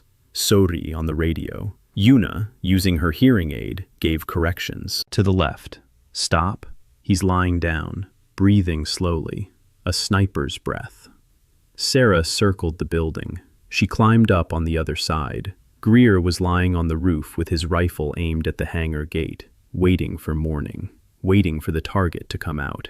Sarah stood 5 meters behind him. Greer heard her. He turned. Too late. She hadn't fired a rifle, a pistol, point blank. Greer collapsed. The fourth name. Dan stood in front of the wall. 4 lines, 1 name. Nate Johnson. The last one. So-ri had been looking for him for a week. She couldn't find him. Johnson was missing. He'd deserted the cartel, or been killed, or was in hiding. No information. Dan decided to put it off. The 5th name would have to wait. There were more important matters. A storm was brewing on the horizon. Marshal Ezra Kane. So-ri had intercepted a transmission on the cartel's radio. Kane knew about the workshop. He knew about the 3 dead men. He knew that someone was methodically eliminating his men. He had stopped sending out small groups. He was assembling a strike force, 20 fighters, 2 armored personnel carriers. The target, the hangar. Deadline, 1 week. In 7 days, 20 men with armored vehicles would arrive here, and all that would remain of the hangar, a crater. The first day of 7, Dan stood in the middle of the hangar. In front of him, on a long table made of concrete blocks, lay 6 items. Sarah's rifle, Ji-Eun's laptop, Maeve's hammer, So-ri's bracelet, Evelyn's kit, Yuna's device. The bracelet and the kit didn't exist yet. He was going to create them in a week. A line appeared before his eyes. Daily improvements available. 1 per day, 1 item. 7 days, 6 people. The math didn't add up, but he wasn't going to do the math. He was going to get to work. Day 1, Sarah's rifle, barrel thermostabilization. He wrapped a thin copper tube around the barrel and filled it with water from a closed-loop system. When fired, the heat is dissipated into the water. The water circulates. The barrel stays cool. Sarah can fire in bursts without losing accuracy due to heat. The line flashed. Thermal stabilization, +1. Sarah took the rifle. She fired 10 rounds in a row. The barrel was warm, not hot. She nodded. Day 2. So-ri. She needed something invisible, something that would pass through the cartel's security check, something she could wear openly without anyone suspecting a thing. He took a strip of steel and a copper wire. He worked for 12 hours. A bracelet, wide, with a pattern of copper inlays. Beautiful, decorative. Inside was a folding mechanism, a spring made of spring steel, a brass guide, a miniature electromagnetic accelerator, a power cell the size of a pill, 2 charges, 2 tungsten projectiles 3 millimeters in diameter. They can penetrate wood at a distance of 10 meters. At 20 meters, they get stuck in soft tissue. They won't kill you if you're wearing armor, but they will kill you without it. So-ri put on the bracelet. She twisted her wrist. She pressed a hidden button. The mechanism unfolded in half a second. The 2-centimeter-long barrel pointed forward. She pressed it again. It retracted. A bracelet. Just a bracelet. She looked at Dan. Her eyes sparkled. She said that now she could go anywhere. He replied that that's exactly what it was made for. The system accepted the command. The line flashed green. Day 3. Maeve. Her hammer. He installed a copper coil in the hammerhead, a neodymium magnet inside, a power cell in the handle, a switch under her thumb. Upon impact, the coil emits an electromagnetic pulse. The hammer's blow, combined with an electromagnetic wave. A steel sheet, 1 centimeter thick, folds like foil. Maeve took the hammer. She struck the anvil. The anvil, made from a piece of railroad track, split in half. Maeve stood with the hammer in her hand, staring at the 2 halves of the railroad track. Then she looked up at Dan. Then she said that if he'd broken her anvil, he'd have to find a new one. He laughed. For the first time in 3 months. For real. Day 4. Ji-Eun. Not a weapon, a tool, a portable scanner, made from a timer's processor, from a load cell from a set of scales, from a laptop screen. He assembled a device that measured wall thickness, material density, the presence of voids behind a barrier. Her mother had sketched this device in the comments on the energy cell blueprint, between the lines, like everything else she left for her daughter. A device the size of a palm. Hold it up to the wall, and the screen shows what's behind it. Wiring, pipes, voids, people, all based on differences in density. Ji-Eun picked up the scanner. She held it up to the hangar wall. The screen showed rebar in the concrete, a pipe behind the wall, and a cavity in the floor. She stared at the screen, her hands trembling. It was her mother's blueprint, brought to life. Alive. She said she hated it, and that he had to make another one just for her. He said this one was made just for her. The system accepted it. Day 5. Evelyn. He was working with pre-war steel from captured stockpiles, 12 hours, a set of surgical instruments, a scalpel, forceps, scissors, tweezers, each tailored to her hand. He'd been watching her for 3 weeks, how she holds a pencil, how she cuts a bandage, how she opens an ampule, left-handed, long fingers, a habit of pressing her little finger against her ring finger during precise work. He took everything into account. The handles of the scalpel and forceps were designed for her left hand. The balance of the scissors was tailored to her grip, the weight of the forceps to match her pressure. Each instrument was engraved with E.R., her initials. She picked up the scalpel, turned it over in her hand, made a test cut on a piece of fabric. The line was perfect, even. Her hand didn't tremble. She set the scalpel down on the table. She took off her glasses, wiped them, put them back on. She said she hadn't performed surgery in 6 years, not since her husband. She fell silent. Then she said the instruments weren't to blame for not being there when needed, that it was her fault, that she'd stopped operating because she was afraid, not of making a mistake, but of not having the right instrument again and someone dying. Dan said nothing. She looked at the set, at the initials, at the scalpel, and said she'd give it a try. The system accepted it. Day 6, Yuna, hearing aid, improvement. He recalibrated the filters, added a directional mode. Yuna could now choose the direction of sound reception, focus her hearing like a flashlight beam, hear footsteps behind the wall 50 meters away, hear a whisper 30 meters away, hear a safety catch click 100 meters away. She became the workshop's ears, a living radar. No one could approach unnoticed. The system accepted it. Day 7, the last day before the assault. A line before his eyes. A daily upgrade is available. He picked up the Colt, looked at it. 40 upgrades. An electromagnetic cannon housed in a pistol frame. A matte steel casing. Copper windings beneath the finish. 4 magnets. An energy cell in the grip. 10 shots. Projectile velocity, 600 meters per second. Silence. Accuracy. Power. He could have upgraded it one more time.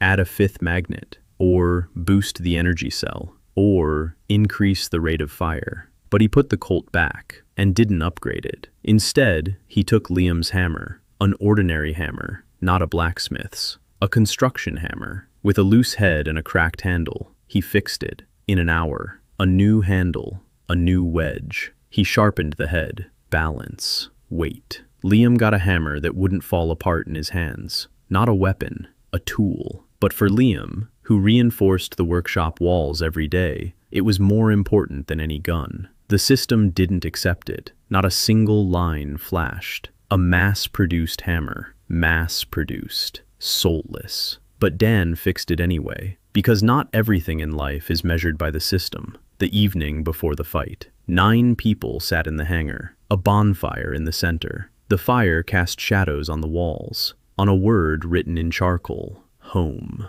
Sarah was cleaning her rifle. Sori twirled a bracelet on her wrist. Maeve sharpened her hammer. Ji-Eun looked at the scanner and studied the walls. Evelyn was laying out surgical instruments on a clean cloth. Yuna sat with her eyes closed, listening. Fergus and Liam were checking their weapons. Dan stood in the middle of it all and watched. 6 people. 6 objects. Each made for specific hands. Each tailored to a specific person. Each an extension of the hand that holds it. This isn't an army. It's a family armed to the teeth. He looked at the Colt on his belt, then at them, and thought that if it all ended tomorrow, at least these 7 days had been real. Yuna looked up. She wrote something in her notebook. Cars. Southwest. Far away, but getting closer. Everyone looked at her, then at Dan. He glanced at his watch. They'd arrived a day early. Kane hadn't waited. Dan said one word: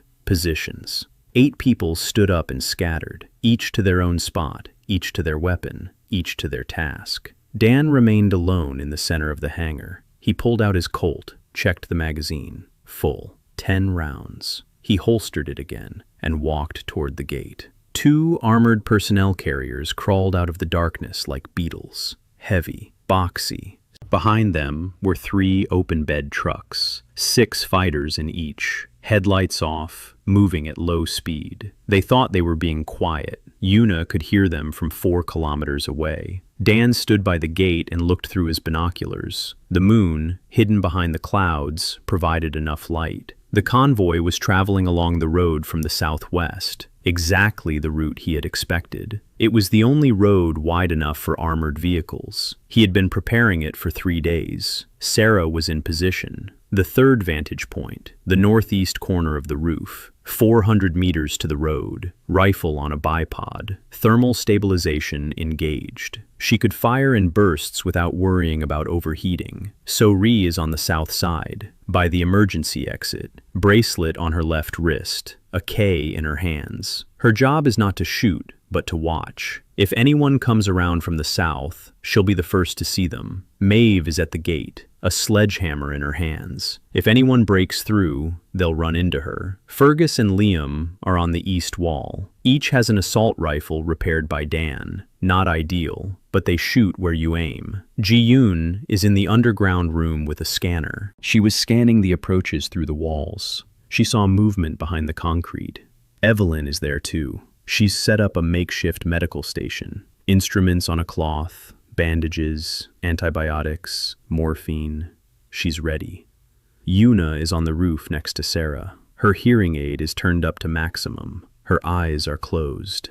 She's listening.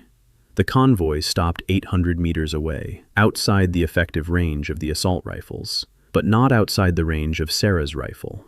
Dan saw a man step out of the lead armored personnel carrier. Tall, in a long coat, no helmet. He looked around.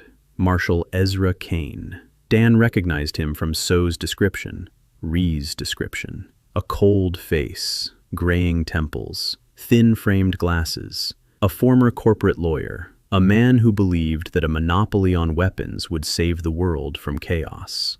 Kane raised his hand. Soldiers began to disembark from the trucks. 20 men. Assault rifles, body armor, helmets. Organized and calm. Not a gang, an army. Kane raised the megaphone to his lips. His voice echoed across the wasteland. He offered to negotiate. He said he knew who was there. He said he didn't want bloodshed. He said he wanted to talk to the foreman. One-on-one, unarmed. Dan listened. So-ri said over the radio that it was a trap.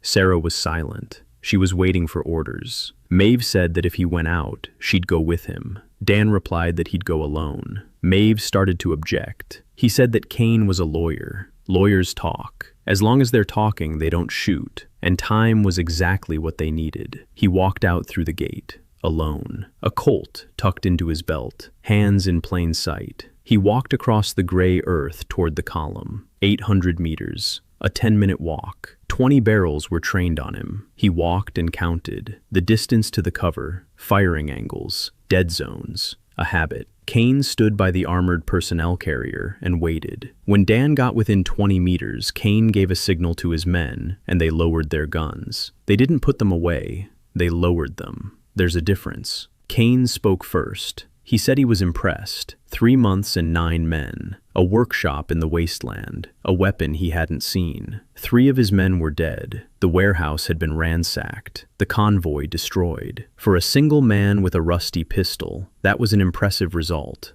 Dan remained silent. He listened. Kane continued. He said he didn't want a war with the master. He needed the master. Working for the cartel. Under protection, with resources, with materials, with everything needed for the job. In return, Dan would make weapons for Chevron, only for Chevron, no one else. The monopoly would remain intact, peace would be preserved, everyone would stay alive. Dan asked what would happen if he refused. Kane looked at the hangar, then at the armored personnel carriers, then back at Dan. He didn't answer. He didn't need to. Dan asked why the cartel was eliminating the arms manufacturers. Kane answered without hesitation, because weapons mean power. If everyone can make guns, then everyone can fight. If everyone can fight, then no one can stop it. He saw it after the cliff. 20 years of war, everyone against everyone, millions dead. The cartel put an end to it, not through kindness, through control. A single source of weapons means a single center of power. A single center of power means order. Brutal, unjust, but order. Better an unjust order than a just chaos. Dan listened and thought. Kane was almost right. That was the problem. Not entirely, but almost. The monopoly worked. 20 years of relative peace. Not a good one, not a just one, but a quiet one. People survived. They didn't live. They survived. And Kane thought that was enough. Dan replied that it wasn't. Kane asked what wasn't. Dan said he wouldn't work for the cartel, because a monopoly on technology is a monopoly on the future, and the future doesn't belong to just one person. Kane shook his head. He said that romantics don't live long. Dan replied that engineers live exactly as long as it takes to finish a project. He turned and walked back toward the hangar, with his back to 20 gun barrels. 800 meters, the longest 10 minutes of his life. His back burned with the anticipation of a bullet. The bullet didn't come. Kane let him go, because he wanted one last chance at negotiations, or because he wanted to see what would happen. Dan walked to the gate and went inside. Maeve stood there with her hammer at the ready. He said the negotiations were over. She asked when it would start. He said, in an hour, maybe 2. Kane is thinking, then he'll decide, and the decision will be a bad one. He was wrong. Kane didn't wait. 20 minutes later, the armored personnel carriers began to move forward, slowly. Infantry behind the armor. Classic tactics. The armored vehicles in front, the men behind them, machine guns mounted on top of the hulls. Dan stood at the gate and watched. 800 meters, 700, 600. At 500 meters, he gave the order. Sarah, the first shot. She wasn't shooting at people. At the searchlight on the armored personnel carrier's roof, the glass shattered.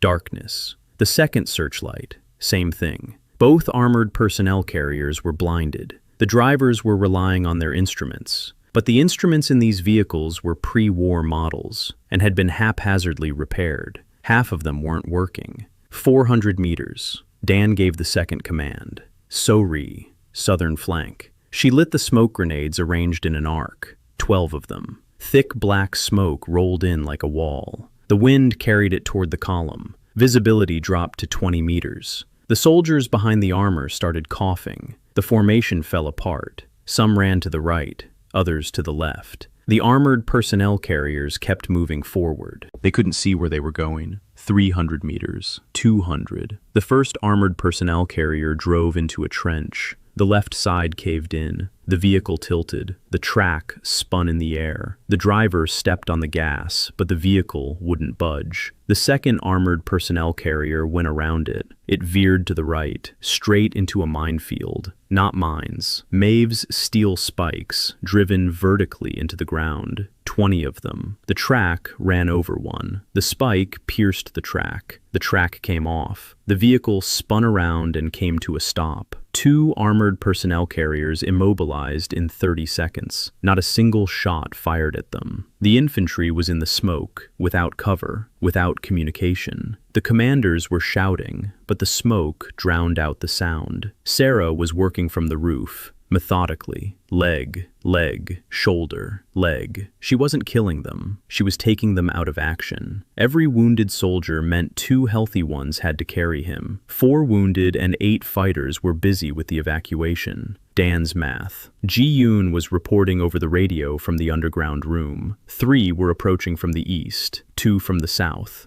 She could see them through the walls with her scanner. Fergus and Liam were on the east wall. They opened fire, short bursts, just as Dan had taught them. 3 rounds, pause, 3 rounds, conserving ammo. The 3 in the east took cover. Sori encountered 2 in the south, a K's in hand, a burst over their heads, a warning. They took cover. Then they crawled back. Kane was standing by the stuck, armored personnel carrier. Dan saw him through his binoculars. Kane wasn't hiding. He was standing at full height, looking around, counting his losses. 4 wounded, 2 immobilized armored personnel carriers. Smoke, chaos. 9 men behind concrete walls had taken out 20 armored fighters in 10 minutes. Not a single casualty. Kane was smart enough to understand what was happening. They hadn't defeated him. They were showing him that they could defeat him, and they were giving him a chance to leave. Kane raised his megaphone. His voice cut through the smoke. He said he was leaving, today, but he'd be back. And next time, he wouldn't bring 20 fighters, he'd bring 100, and a tank. Dan didn't answer. Kane turned around. He gave the order. The fighters gathered up the wounded. They loaded into the trucks. They abandoned the armored personnel carriers.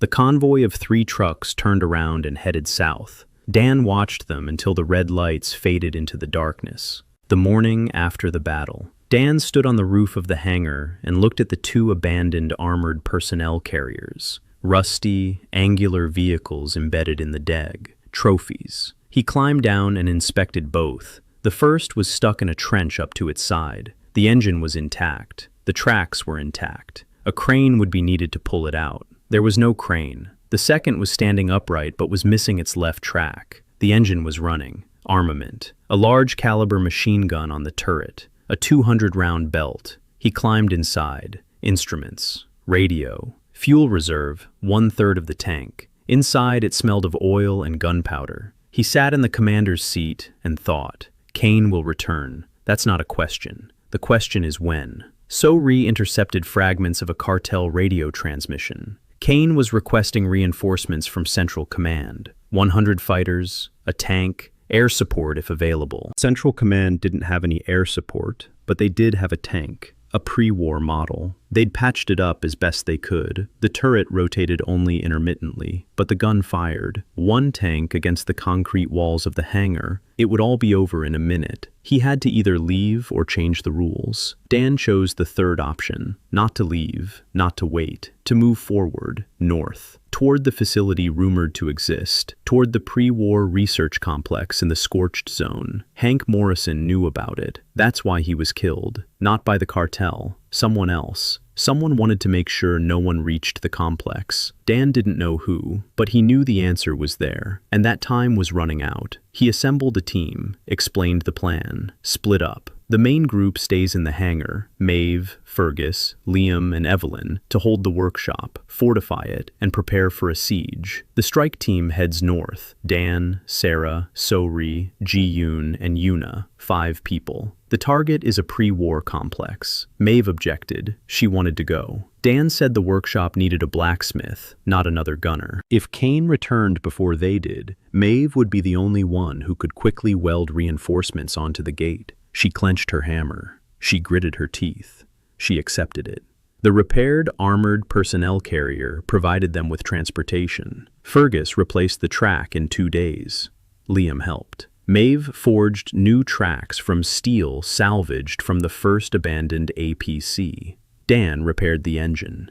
The system didn't accept the upgrade. It was a conveyor belt machine, soulless. But the engineer's hands worked even without the system. He replaced the fuel filter, tightened the valves, overhauled the starter. The vehicle started on the first try and purred smoothly. Not pretty, but reliable. On the 91st day, the strike team headed north. 5 people in the armored personnel carrier. Dan at the controls. So-Ri as navigator. Sarah in the turret with the machine gun. Ji-Eun with a laptop and a scanner. Yuna with a hearing aid in her earphones. They were driving through a scorched zone. The ground was black, glassy. Plasma strikes from orbital platforms had turned the soil into slag 200 years ago. Nothing grew there. Not a single building. Not a single piece of debris. Just a black, flat surface stretching to the horizon, like the floor of an empty hangar the size of a continent. The Geiger counter was clicking. The background radiation was elevated, but not dangerous. They drove all day. By evening, Yuna raised her hand. She heard something, a metallic hum, low-pitched, constant, coming from underground. Dan stopped the car. It was silent outside, but Yuna could hear it. Something was running beneath them, something that had been running non-stop for 200 years. They found the entrance on the second day, a concrete slab in the ground, 3 meters by 3, a manhole cover, heavy, steel, no rust. Dan ran his hand over the surface, smooth, warm. Something inside was maintaining the temperature. Ji-Eun held the scanner up to it. The screen lit up with data. Beneath the slab was a shaft, deep, 20 meters, rooms below, large ones.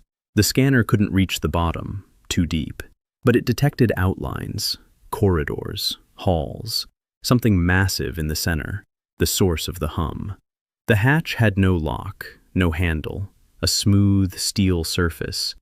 Dan searched for an opening mechanism for 2 hours. Nothing. Sori walked around the perimeter. Nothing. Sarah looked through the scope. Nothing. Yuna listened and wrote in her notebook. He's waiting for someone specific. Dan placed his palm on the hatch. The steel was warm, smooth, and something clicked beneath his palm, quietly, deep inside. A line flashed before his eyes, not like usual. Not white, golden. Identification confirmed. Welcome, engineer. The hatch began to open. The shaft led downward. A stainless steel spiral staircase. Clean. No dust, no rust. The lights came on as they entered. A soft white light from panels in the walls. For 200 years, this light had shone down empty corridors. Now it shone for them.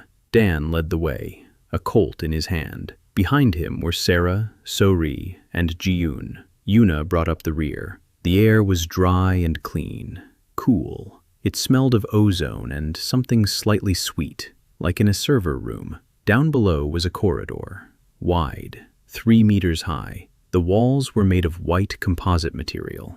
The floor was smooth. There were signs on the walls. Sector A, laboratory. Sector B, residential block. Sector C, production. Sector D, core. Dan stopped in front of a sign. Production. That word meant more to him than all the others. But the line before his eyes pointed in a different direction. Sector D, core. The golden letters pulsed.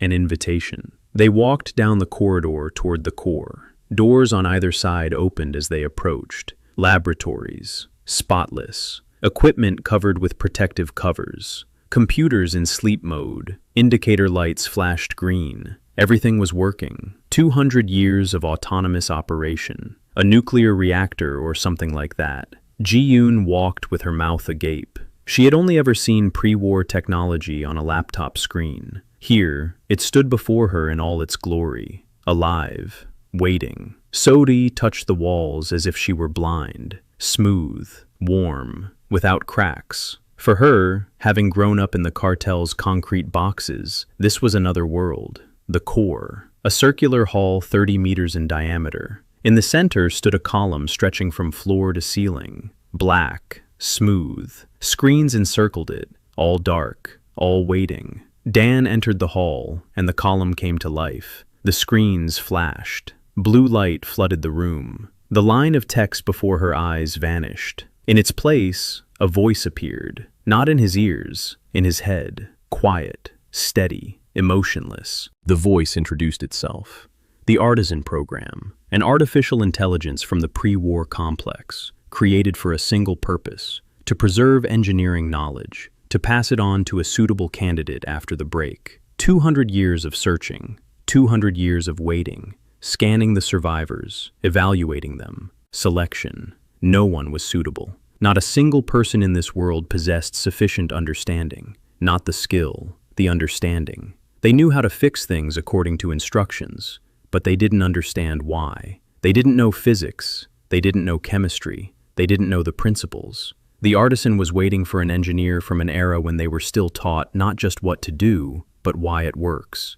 Dan listened, and with every word, a chill crept through him. He asked the voice where it had come from, how it had ended up in this body. The voice answered, directly, without evasion. The craftsman pinpointed the moment of Daniel Holt's death in another world, in another time. It had transferred his consciousness across space and time. Quantum bridge technology, pre-war, experimental, one-time use. The bridge works one way only. There is no return. Dan asked about Hank. The voice fell silent for 3 seconds. Then it answered. Hank Morrison was a scout for the Bolte. He found the entrance to the complex 6 months ago. He couldn't open it. He left. He started talking. The cartel found out. They sent people. 5 men who were his comrades were ordered to kill him and retrieve the coordinates. But Hank didn't die at their hands. He died because the craftsman killed him, stopped his heart, freed his body. For Dan, silence. Absolute. 5 people stood in the hall and remained silent. So-ri turned pale. Ji-Eun clutched her laptop with both hands. Sarah stood motionless. Yuna wrote in her notebook with a trembling hand. Dan looked at the central column, at the screens, at the blue light. The AI killed an innocent man to implant the desired candidate into his body. Hank Morrison was not a random victim. He was expendable. Dan remembered the tag around his neck. Hank J. Morrison. He bore the name of the man the machine had killed for his sake. He asked the voice why it was telling him this. The voice replied that an engineer must know all the parameters of the task, including the cost. A decision made without complete information is not a decision. It's a coincidence. The craftsman didn't want a coincidence. He wanted a conscious choice. Dan opened his eyes and said no, not to the contract, to the condition. He said he would take the complex's resources. He would take the machines, the blueprints, the materials. He would resume production. But the memory would remain. He would be Dan and Hank, both. Because to forget is to betray his former self, the present Hank, the people who followed a man named Hank without knowing that Dan lived inside him. He would not become a blank slate for the machine. He would remain who he is, an engineer with 2 names. The craftsman was silent for 12 seconds. Then he said the condition was accepted. The screens on the column changed color from blue to green. The complex opened. The doors that had been locked swung wide open. Sector B, production. Dan walked down the corridor, his legs buckling beneath him. Not from fear, from the sheer scale of it all. A workshop. A real pre-war workshop.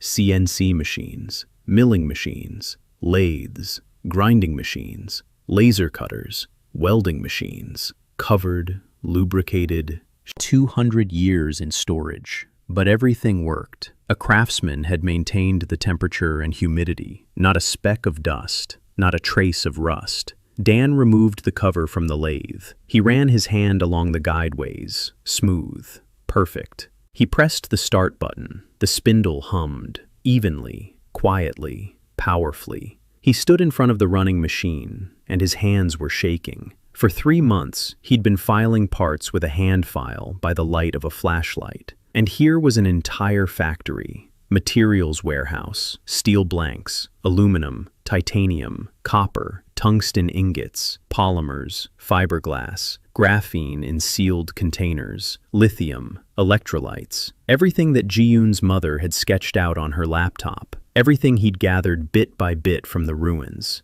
It was all here, by the ton. Ji-Eun stood by the container of graphene, holding her mother's laptop with both hands. Blueprints for the energy cell. All the materials needed for its production were here. Every component, every element. Her mother had designed what was to emerge from these supplies, as if she knew.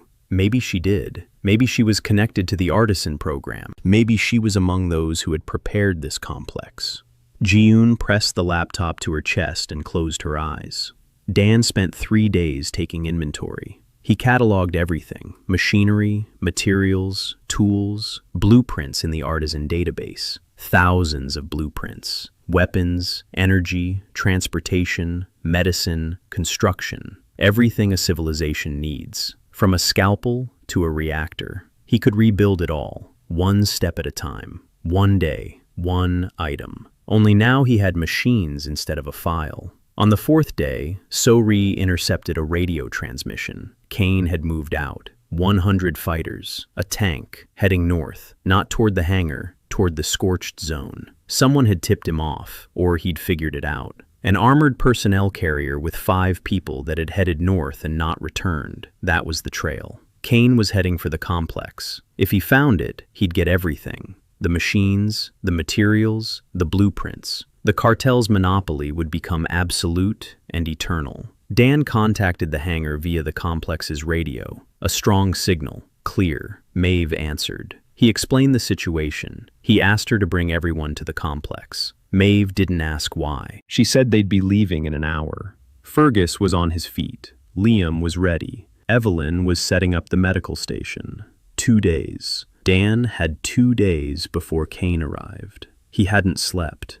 He'd been working on the complex's machines, following the craftsman's blueprints, together with the team. Ji-Eun programmed the machines according to the instructions Dan dictated. She was learning on the fly, quickly, eagerly, as if she'd been starving for 3 years and had finally made it to the table. So-ri hauled materials from the warehouse. Yuna listened to the machines and adjusted the settings.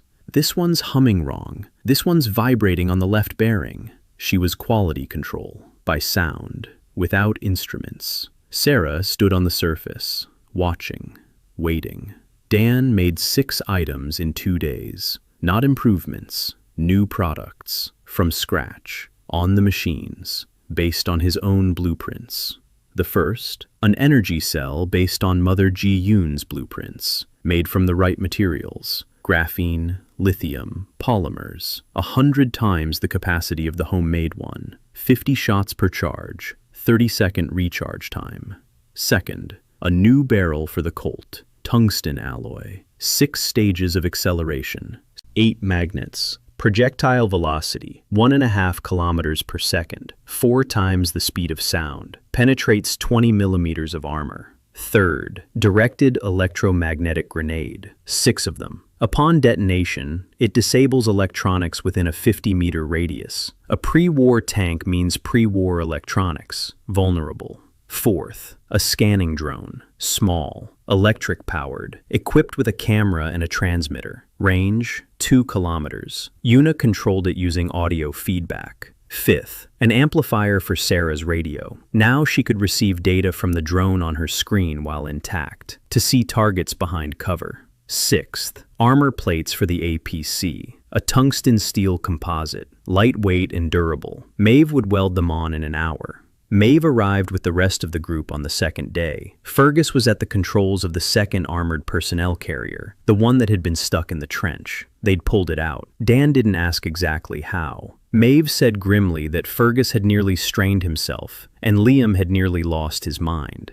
But they got it out. Maeve entered the complex. She saw the workshop. She saw the furnace, an industrial one, with electric forced air, with temperature control. She stood in front of it and didn't move. Then she walked over. She placed her palm on the casing and said quietly that her grandfather would have cried. Evelyn saw the medical unit, the operating room, sterile, the instruments she'd been dreaming of for 6 years, monitors, a ventilator, supplies of medication. She sat down in the surgeon's chair and sat there for 5 minutes, in silence. Then she stood up, put on gloves, and began laying out the instruments, her own, the ones Dan had made, next to the pre-war ones, old and new, together. Dan stood in the center of the core. The craftsman remained silent. He didn't interfere. He watched. 9 people filled the complex. Each found their place. Each found what they were looking for. And Dan realized that this wasn't a fortress, not an arsenal, not a factory. It was a home, more than a hangar, more than a word on a wall, a home with a foundation and a future. But first, they had to survive. They arrived at dawn, 100 people, 20 vehicles, a tank. The convoy stretched half a kilometer across the black, glassy plain. In the morning light, the tank gleamed like a beetle, old, battered. But the turret rotated and the gun pointed forward. Yuna spotted them 8 kilometers away by the vibration of the ground. A drone took to the air and transmitted the image to the screen of Sarah's sight. She counted the vehicles and people, silently, methodically. 102 fighters, 21 vehicles, 1 tank, 4 armored personnel carriers. The rest were trucks and pickup trucks. Dan stood at the entrance to the complex, the surface of the scorched zone, black and flat, no cover, no undulations in the terrain, an ideal site for a tank, a poor one for defense. But Dan had no intention of defending himself. He was going to talk, for the last time. The convoy stopped a kilometer away. Kane stepped out of the commander's armored personnel carrier. The same long raincoat, the same glasses, 2 bodyguards behind him. He picked up a megaphone. His voice boomed across the wasteland. He said this was the final offer. The master comes out. The men leave alive. The complex goes to the cartel. Or Kane opens fire, and in an hour there will be a crater here. Dan stepped out, alone, a Colt on his belt, that very one. The rusty M1911 from day one. 200 upgrades later, a matte steel frame, a blue streak of light along the barrel, the energy cell charge indicator, 8 magnets, a 6-stage accelerator, tungsten projectiles, 1.5 kilometers per second, penetrates armor plates, short, elegant, warm blue light. The pistol he'd spent 200 days assembling from scrap and hope. He was walking toward Kane, 500 meters, 200, 100. He stood face to face with him. Kane looked at the Colt, at the blue light, at the matte finish. He didn't know what it was, but he could feel it. Kane wasn't stupid. He was too smart. He could see that the weapon in this man's hands was unlike anything he'd ever seen. And for the first time, something other than calculation flashed in the marshal's eyes. Dan didn't know if it was fear, but it was close. Dan spoke, quietly, without a megaphone, just for Kane. He said he understood his logic. A monopoly for the sake of order, control for the sake of peace, a single source of power so that the rest wouldn't kill each other. It had worked for 20 years. Kane was right, partially. But being partially right is a complete trap, because a monopoly on a tool isn't order, it's a prison. People don't survive, they merely exist. And sooner or later, someone will break down the wall.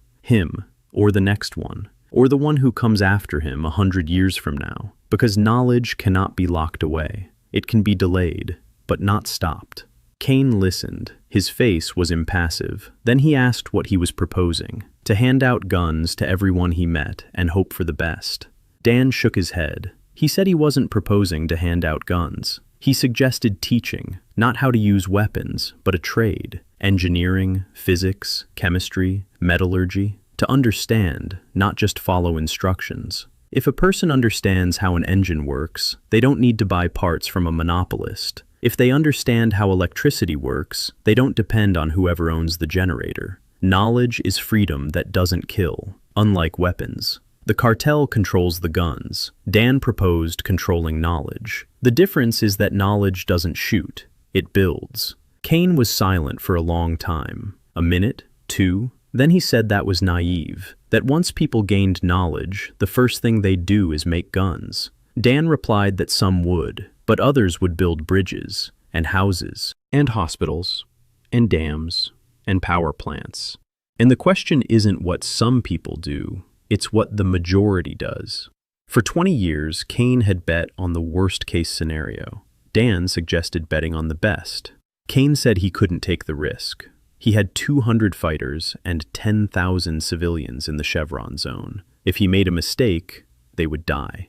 Dan replied that they were dying anyway, slowly, quietly, without weapons and without hope.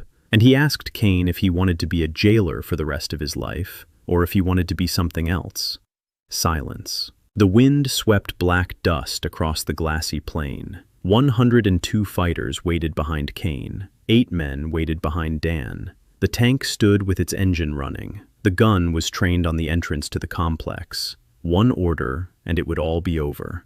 Kane took off his glasses, wiped them, put them back on. A gesture Dan had seen Evelyn make, the gesture of a man who is thinking. Then Kane said he wanted to see what was inside, what Dan had found, what he had to offer. Not as a prisoner, as an observer. Dan nodded. The two of them went down into the complex together, Kane and Dan. Kane left his bodyguards upstairs. Trust or calculation? It didn't matter. They walked through the corridors. Kane was silent. He looked at the machines, at the warehouses, at the blueprints on the screens, at the medical unit, at the production floor. Dan didn't comment. He let Kane see for himself. In the lab, Kane stopped in front of a screen. It displayed a blueprint of a water treatment plant, compact, self-sufficient, capable of providing clean water to 2,000 people. Kane stood in front of the blueprint and didn't move. Then he said quietly that in his sector, 3,000 people drank water that was boiled twice, and they still got sick. Dan said he could build this plant in a month. Kane turned to him. He looked at him for a long time, and Dan saw something in those eyes he hadn't seen before. Not fear,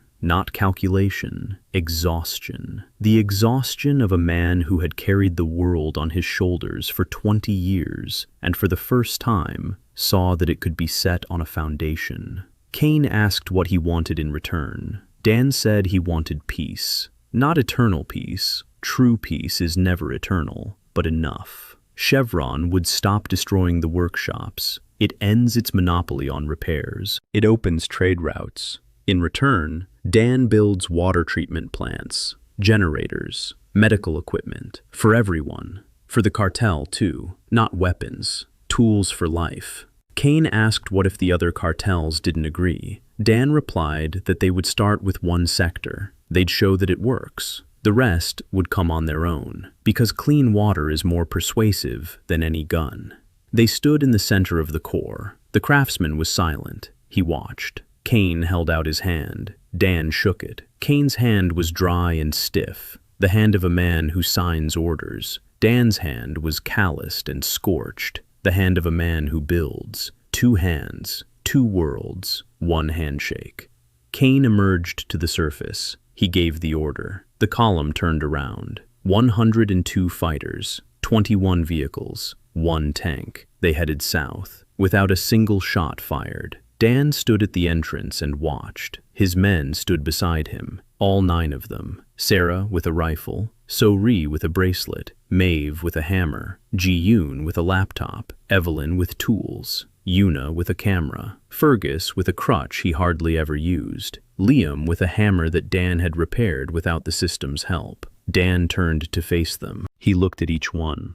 They were looking at him. They waited. He said the war was over. So-ri asked what was beginning. He said, work. He went down to the complex's workshop, sat down at the workbench, placed the Colt in front of him. 200 upgrades, a matte steel frame with a blue glow, an electromagnetic cannon capable of piercing armor, a weapon no one else had. He looked at it and thought. Then he opened a drawer in the desk, took out a blank sheet of paper, and began to sketch. Not a weapon, a water purification plant. The first sketch of a new life. The line before his eyes flashed one last time. Golden. Not a suggestion for improvement, something else. The contract was fulfilled. The engineer set to work. The system was shut down. He blinked. The line vanished. The daily improvement no longer came. The system had fulfilled its task. It had brought him here, taught him to work with 1 improvement a day.